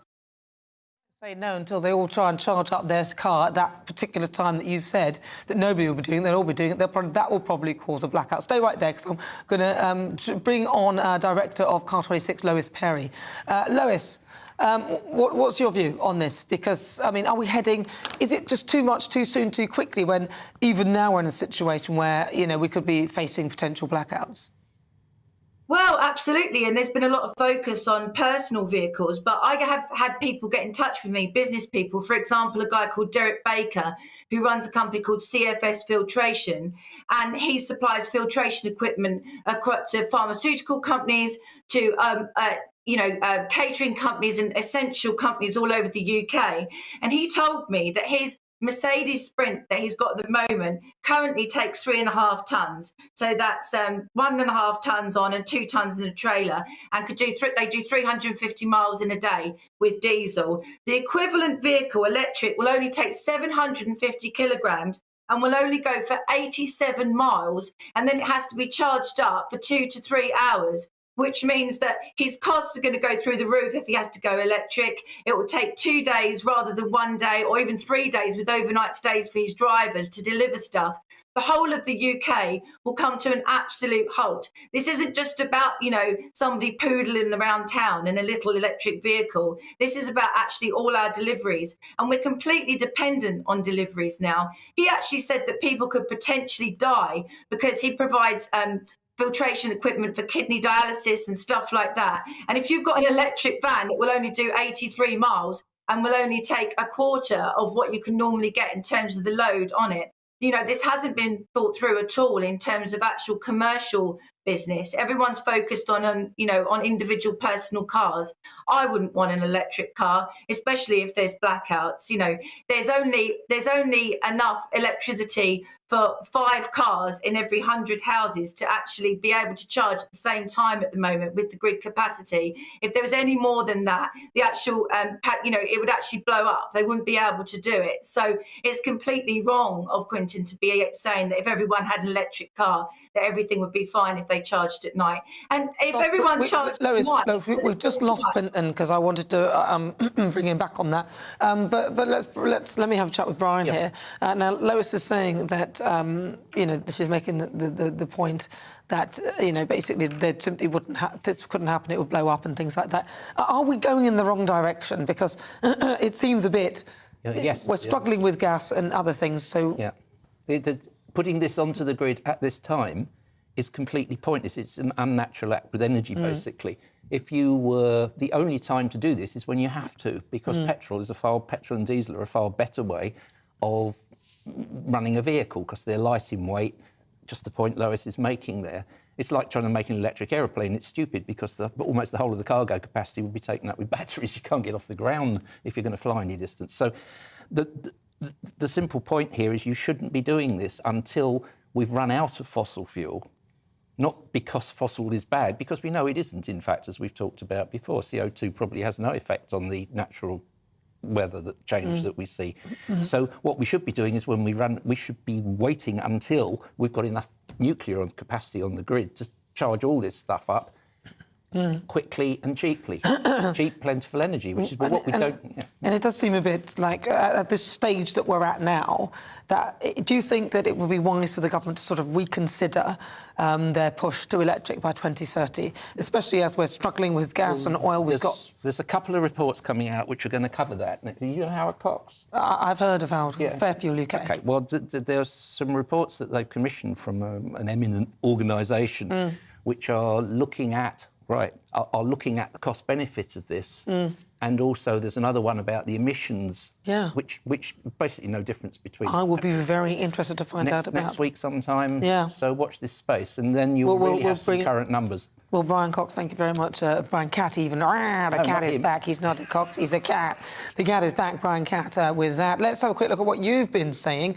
Aaron says, I'm surprised hydrogen cars and fuel cells haven't taken off. Is it because they have less than 10% of the year-on-year investment that electric cars have? Maybe if they got 90% more funding, they'd have green hydrogen by now. Well, you see what they can do when they do things quickly, like the COVID vaccine. They did that pretty sharpish. Steve says, and once you've got investment, yes. Steve says, yes, end the whole madness of rushing to net zero. Electric cars are not to save the planet. They are to stop huge members of society having a car. Yes. Susan says, yes, definitely, as most of us won't be able to afford them. Or is that just what they want, to get our cars off the road? Yes. Well, Brian's saying yes to all of that. The cat says yes. This is GB News. I'm live on TV, online and on digital radio. Coming up, we'll continue with the Great British Debate this hour. I'm asking, is it time to halt this electric car madness? You'll hear the thoughts from my panel. Consultant editor of the Daily Mail, Andrew Pearce, and associate editor of the Daily Mirror, Kevin Maguire. But first, let's get your latest news headlines.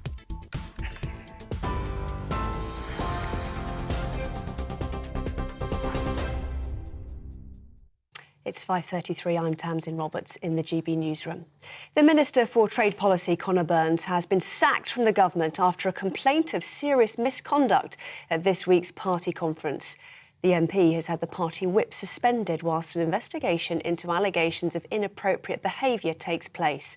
Downing Street says all ministers should maintain the high standards of behaviour, as the public rightly expects.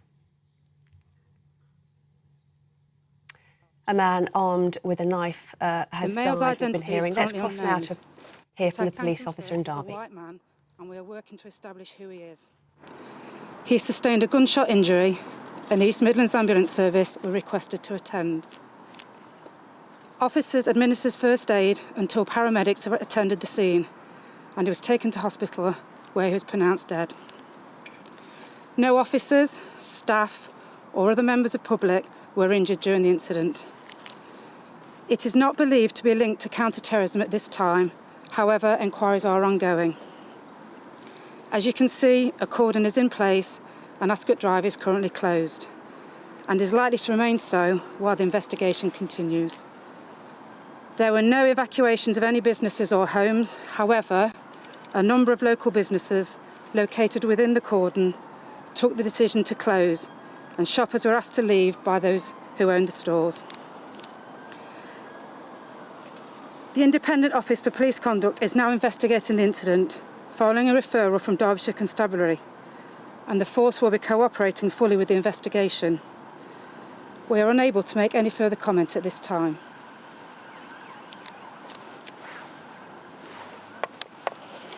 Thank you. Thank you.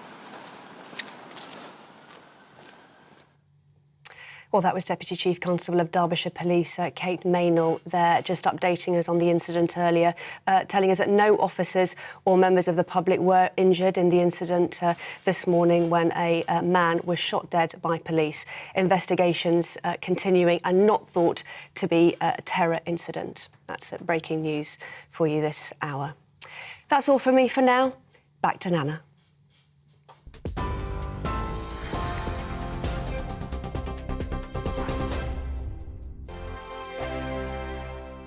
Weekday afternoons on GB News, we've got the whole of the UK covered. From 12 to 3, it's GB News Day with me, Mark Longhurst. And me, Gloria Di Piero. You'll get the very latest on everything that's been going on across our great nation. And from 3 till 6, watch out for GB News Live with me, Patrick Christys. I'm not here to mess around with all the biggest topics and guests. You will always be up to date. GB News Day and GB News Live from 12 p.m. Only on GB News. The People's Channel, Britain's news channel.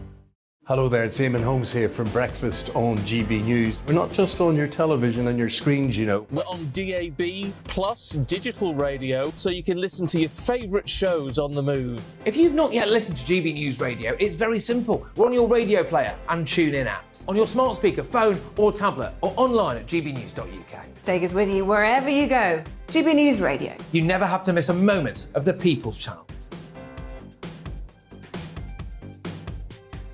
Join my show Farage, 7 p.m. till 8 p.m. Monday through Thursday. And there you will get opinion, analysis, debate, and I'll cover stories that nobody else dares to touch. You've been cancelled. Join the club. Oh, my goodness me. And then for the last 15 minutes, talking pints. We're over a drink. We have a civilised conversation with someone. We very often disagree, but we do it in a grown-up way. Come and join me on Farage.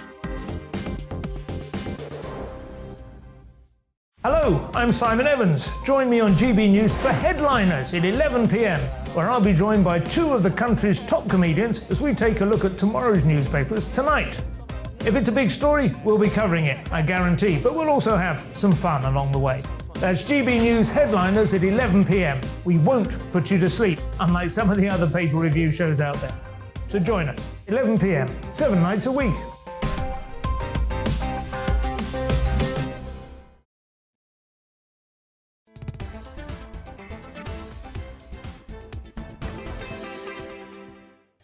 Good afternoon. It's coming up to 39 minutes after 5 o'clock. I'm Nana Akua. This is GB News on TV, online and on digital radio. And it's time for our great British debate this hour. I'm asking, is it time to halt the electric car madness? Prime Minister Liz Truss failed to rule out the possibility of 3-hour blackouts this winter, which puts into question the way in which the UK sources its energy. And with Number 10 aiming to phase out the use of petrol and diesel cars in order to make Britain more energy efficient by 2030, Britain's use of electric cars sticks out like a sore thumb. So for the great British debate this hour, I'm asking, is it time to halt the electric car madness? Let's see what my panel make of that. Andrew Piss and also Kevin Maguire join me. Right, so Andrew, I don't know, do you guys drive? I can drive, but I don't have a car. I've not owned a car since 1988. Old Green Kev, of course, has got a car. And I think his other half's got a car too, so 2 cars. No, there's only one car in the household. No, I've got a car. and it's a diesel which was sold as very green. I paid 20 quid road tax. Like Gordon Brown. Sunderland built. Like Gordon Brown. Sunderland built cash car. I use it very rarely, but my next car will be an electric car. I'll keep this one going as long as I can, then I'll buy an electric car. Well, I'm not planning to get a car, but I don't profess to be green, and I think the whole net zero dash is ridiculous. I don't think people can afford it. No. Electric cars, some of them cost about £70,000, I think. Yeah, average a lot price, cheaper. 44,000. Well, that's far too much for most families. Most people watching this can't afford that. There's no infrastructure in place to charge your car. Sometimes it can take an hour to charge a car. Ridiculous. We just are not ready to do this in, 7 years' time? It's madness. Well, Keir Starmer's talking about doing it, isn't he? He wants it all going. But I'm thinking, just say he gets into power, so that'll be in 2025. He's got 5 years. Yeah, well, it's the UK Conservative government's policy that all new cars sold from 2030, so that's 8 years' time, will be electric. It won't be hybrid, won't be diesel or fuel. Ridiculous. But you can sometimes get very fast change by doing this, and I can see why people are worried about it now. But you're charging points quite right. The range of your car, that's a big issue, but the technology can go very, very quick if the government gives it a push. What if you're in the country?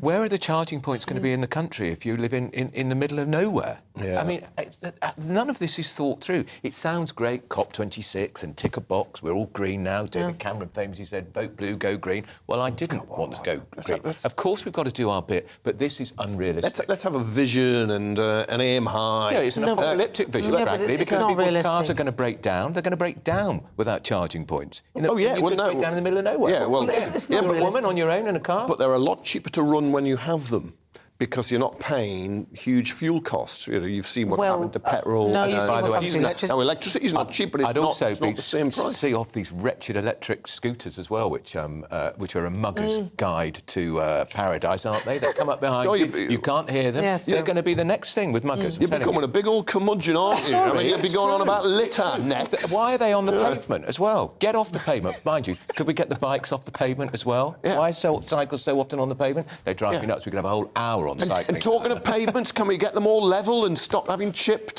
paving stones? There's a load of things that we could get these councils to do. But, you know, if we come back to the electric cars, I mean, you make a very good point that the charging points, the infrastructure isn't there. It's not there. It won't be there in 5 years. Or it's even 7 years or 8 years. I can't see it. No, I don't think there's even a charging point in the Palace of Westminster, which employs 10,000 people.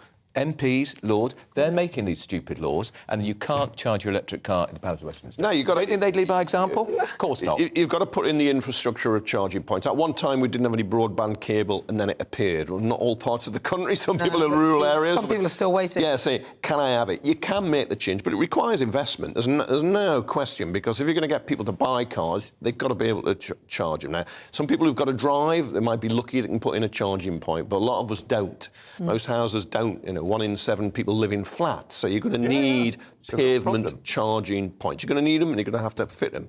So if the government's doing it, they've got to put their money where their mouth is. In my street in North London, and sometimes I walk past, an hour later, the same car is still being charged. An hour. An hour. Yeah, but that's probably because they've just left it there. Well, you know, but Quentin talked about the fact that we could all charge our cars at this cheap time when electric is cheap and everything. And my sort of focus of this was that if we're worried about blackouts now, very good point. Then if we are struggling with, you know, our energy sources even now, then how is that going to translate to electric cars? It's going to be a problem on the At least there are multiple sources, so you can use diesel, you can use petrol, you can use electric, you can use potentially, if there was hydrogen, they need to actually disperse the opportunities rather than... But you're right, demand for electricity is going to go up. I don't know how far it will go up to power all those cars, but yeah, if you're not putting diesel or petrol in, you're going to have to replace that fuel. Now, I think it's good to get off diesel and petrol, and electric cars are cleaner, they're smoother, they accelerate quickly, but there's still worries about range and the charging. But right now, they're not cleaner, though. I mean, from most of the reports, it's a bigger carbon footprint. First of all, you get rid of your old car, then to have a new car altogether.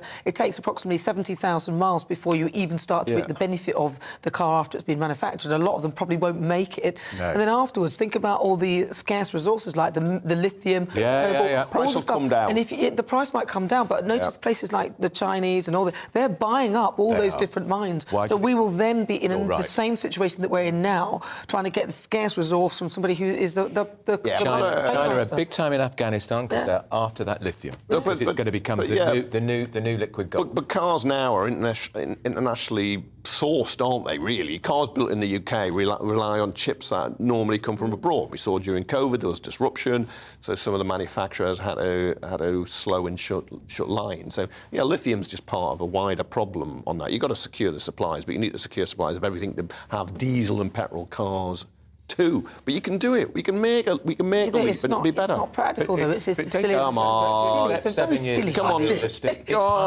Come on. Embrace change. How many years? Well, I have embraced change. I don't have a car. How good am I? Exactly. How green is he? He's great. I mean, look. Yeah, you rely on other people to have cars. No, I don't. By getting in taxis and getting lifts. No, I came here on the tube and I'll be leaving the tube. How did you get back from Birmingham, the Tory conference, to London? I hitched a lift with the car. But there were 4 of us in the car, so we car shared. Well done. There were no trains because your mates were on strike. Yeah, exactly. Your mates who earned 60,000 a year, 59,000 a year, on average, on strike, and they shouldn't have been. Yeah, give them a pay rise. Car share. I've not had a pay rise for 3 years. I gave somebody a lift. One person. One person. We were green. I was with 3 Tories and we shared a car. Oh dear. There we are. I'm glad I wasn't in your car. But the problem is, You as well, weren't invited. it's just not thought through. I can't. First of all, it's like it's cramming all the legislation in within 7 years. It's not going to happen. And actually now some of the fuel that we have, like some of the petrol and diesel, actually some of it can be quite green and quite eco. I don't know why they didn't just try and harness what they have and just develop that rather than trying to come up with a whole brand new system. Well, it's still a carbon fuel, so it's still pumping out emissions. Now, 2030 from? They plucked it out of thin air, Kevin. Your government. I don't. Well, Keir Starmer's going to follow it through. He's knocked off 5 years off. Yeah, but that's plucked out of thin air. Let's have some balance. So it's the UK Conservative government who set that 2030. They were wrong. And they were wrong. I think it was going to be later, but then they brought it forward. I'm happy to criticise Tories when they get it wrong, and they got it spectacularly wrong on this. And people watching this, we're thinking 2030, it's 8 years, 7.5 years. Yeah, but that's only for the sale of. So there'll be many cars. Like my last car lasted 16.5 years. So if you could buy, other people will buy a car like him. 20. Well, no, you don't want to change. Some people love changing their cars. But they're forcing you to do that. It's not like you've got a choice. I think it's wrong. I suspect you could buy one abroad and just drive it over. But also, or on a ferry. Electric cars apparently the great thing. That's what they said about diesel cars when Kevin bought his car. And it was the government that encouraged people to go diesel because it was green. It wasn't, apparently. They were wrong. Well, they were right about the CO2 emissions, but now they're worried about the particulates. They might not be right about the CO2, though, because they might not be right that CO2 is the thing that affects the climate. Oh, I think you've gone out on a limb there. No, I haven't gone out on a limb. I think you have. No, I think you've I'm afraid. Gone up a cul-de-sac. No, I'm going to find. I want to know more. I want to know more about the effect of CO2 and other particulates. Yeah, I think you're about him. I'm not going to be bullied by him. I think you find carbon emissions are just widely regarded by the scientific community. Isn't it more to do with cows? Methane, apparently. You can't get rid of those. Right. I'm absolutely right about that. Well, you are. This show is nothing without you and your views. Let's welcome some of our great British voices, their opportunity to be on the show and tell us what they think about the topics we're discussing today. I'm joined by 4 GB News voices. Let's start with Miranda Richardson. No, not that one. She's joining us from Northamptonshire. Miranda, I bet you get that all the time. Hi, Nana. Hi. All the time. Miranda, talk to me then. What do you think of this? Is this electric car thing madness, or have you got one? Do you know, I don't have one, but my chef does. As you know, we've spoken before, I run a pub, and my chef has had one. And my chef has had his electric car for 9 years. 9 years, the same car. Now, you know, you can say that people will change it, that people will look, the infrastructure isn't there. The infrastructure wasn't there 9 years ago when he got his car. He's still running it. He still comes to work in it every day. You know, I think it's one thing we're really good at doing in this country is scaring everybody. All of a sudden, we're scaring everybody into thinking that, you know, in 8 years' time, we're not going to be able to have a car on the road if it's not electric. Well, I won't be able to afford one. I can't afford 44 grand on one of those, Julie, so I won't have a car on the road. Thank you, Julie. I don't think anybody will be able to afford a car. Well, nobody will afford anything, Julie. Thank you for that. Let's go to Simon Kelsey. Simon Kelsey in Hull. Simon, your thoughts then? Well, that's not Simon. No, it's Julie in Bridlington. Oh, Julie in Bridlington. Let's go with you, Julie. Sorry about that. Go for it. Julie, talk to me. Well, what do you think? Somebody ought hold their hands up and admit that they've made a huge mistake. These cars are like the Liz Truss of the vehicle world. They just talked about it in the background and mumbling away, and then we never expected that one day they'd be there red in our faces every single day. But it's just ridiculous. And you touched on the lithium subject. Now, that, to me, mining for lithium is almost as dangerous as the fracking because of the toxic chemical. I mean, there's the cobalt, nickel, manganese, all contaminating the soil, contaminating the water. The stocks are going to be depleted within the next so many years. I mean, Keir Starmer reckons he's getting one in 5 years. Well, there's going to be a shortage of lithium in 5 years. Yeah, exactly. Unless they, pull out and get done now. But, I mean, this could cause droughts and famine in countries that are not so well off. It's just ridiculous, and it's a very dangerous practice, I think. Get rid of them. Yeah, well, get rid of them, she says. What about Simon Kelsey? He's there in Hull. Simon, your thoughts then? Maybe you've got an electric car. Perhaps you like yours. I can't afford one either. But, I mean, the fact is, I drive the most environmentally friendly car there is, and that is a 2009 Vauxhall Astra, because it's the one I've got. And I've had it for years, and I'll keep going till it dies. Hopefully that'll be in 8 years' time, and I will be able to afford an electric car, because they probably are the future. But I think I share all of your concerns as well. I mean, cobalt mining in the Congo is awful. And, if they're so green, why is Elon Musk spending all the profits on going to the moon? I don't think that's very green either. So there are a lot of teething problems. And if we're getting our electricity from fossil fuels, it kind of takes away the point. Yeah. So we absolutely need to start having renewables to make it worthwhile. But ultimately, I think it is the future, and we will go kicking and screaming into the electric world, whether we like it or not. Let's go to Brian. All right, that's enough. Thank you. Stop talking. You only get a minute. That's longer than a minute. Let's go to Brian. Brian Dugan, he's there at Edinburgh, but he's not got a Scottish accent at all, have you, Brian? You've got Irish. No, we got that the last time, Nana. Irish accent, very definitely. So you've got about I think we're getting dragged kicking and screaming into this electric age. And Kevin mentioned there in the studio about his last car, I think, lasted him 16 and a half years. I mean, my concern and worry is that my electric car, if I was to get one, wouldn't bring me 16 and a half miles. I think we have a real issue in terms of, as you spoke about, infrastructure, range. I just don't believe in it. I don't think that it's thought through enough at present, and I think that we've really got to tie this in with a more diverse outlook, if it is to actually be taken off the ground in any serious way. Agreed. Thank you very much to Miranda in Northamptonshire, Julie in Bridlington, Simon in Hull, and Brian there in Edinburgh. Lovely. Well, those are my great British voices, and today I've been asking, is it time to halt the electric car madness? And loads of you have been getting in touch. Peter says, honestly, we should stop electric cars until power is future-proofed. Absolutely. Philip says, as soon as they become popular, the cost of electricity soars. Don't support it. Neil says, I have an electric car. It's much cheaper to run compared to my old diesel car. I will say this for now. Everyone will have an electric car eventually. Yeah, right. And then your prices will go up, my friend. James says, if the scheduled power cuts happen, the electric cars will definitely be halted. Well, that's true. Well, listen, keep your thoughts coming. But now it is time for the Quickfire debates. And this is the part of the show where we discuss some of the other stories making their headlines. Let's start with a story about the LGBTQ community. A sexuality report commissioned by Stonewall says that 25% of young people are LGBT. Generation Z respondents aged between 16 to 26, only 71% identified as straight, 14% bisexual or pansexual. All right. So what do you think of that? The Stonewall survey sort of working out what people are, putting people into categories. I mean, what is pansexual? I don't know. I think it's bisexual, isn't it? I think it's just a new. I think. Sorry, so many terms. Happy to be corrected. Can I just say, as a gay person, the assumption has been for a very long time we're about 8% of the population, if that. I do not buy that quarter of young people are gay. I just don't. 8% would be roughly 1 in every 12, wouldn't it? But so I don't know. Maybe we've underestimated, and people are now. Stonewall ask. Maybe we have, and maybe young people are now prepared to be honest in a way people weren't in the past. pass. I don't know. All right, well, let's move on, because it appears that the surveillance in countries such as the United States, China, Hungary and Poland are attempting to control women and prevent them from having access to abortions. Period tracking apps, car licence plate data and pregnancy registers are being used by anti-abortion activists in order to stop women using legal or geographic loopholes for terminations. Oh, my God, is this the nanny state? Okay, look, it's horrific. It's tyrannical. Look, if you're anti-abortion, don't have an abortion, but don't impose your will on other people and take away their right to control their bodies. Right, and our final quickfire is a sad one. Pebbles, the world's oldest dog at 22 years old, has died. 22, oh, bless it. The toy fox terrier from Carolina was crowned by the Guinness World Record as the oldest dog earlier in May. And Pebbles enjoyed listening to country music and favouring, and also enjoyed trying new foods and being pampered. And the family said with her partner Rocky, who died in 2016, she gave birth to 32 puppies.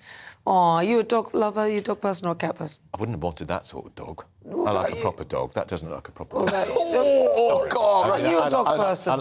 I'm more into cats, but I like dogs. But all abuse goes to Andrew Pearce. Lived to 20 years old, but I don't like the sort of little yappy dogs. No. You know what I mean? Oh, do you know who's yappy? You can tell. Oh, Pebbles. But rest in peace, Pebbles. Rest in peace, Pebbles. We love you.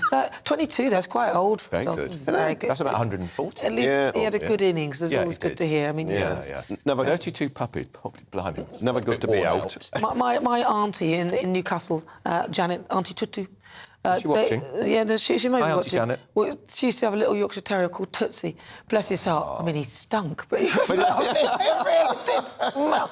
The smelliest thing ever, but he was, bless his soul, he was lovely.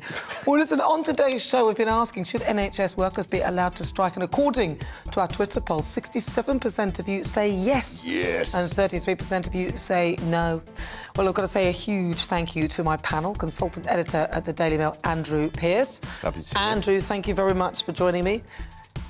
And also, thank you so much to editor of the Daily Mirror, Kevin Maguire. Kevin. Yeah, and the viewers were with me on I can't Nurses, believe it, weren't they went with you. There we are. Well, listen, voice of reason, common sense. That's what they think. And technology. And a huge thank you to you at home for joining me. I'll be back tomorrow at 4 to discuss the top stories with commentator Lizzie Cundy and GB News presenter Father Calvin Robinson. I'll leave you with the weather. Enjoy. Hello again, Aidan McGivern here with the latest forecast from the Met Office. A spell of heavy rain and strong winds is crossing the country this afternoon. Showers following, and then all of that clears later, with most places seeing a dry and clear night. But an active weather front is causing some lively weather. With that front, we're seeing a spell of heavy rain, gusty winds, those winds really picking up as the heavy rain pushes through, and it clears southeast England around late evening, followed by a marked temperature drop and lighter winds.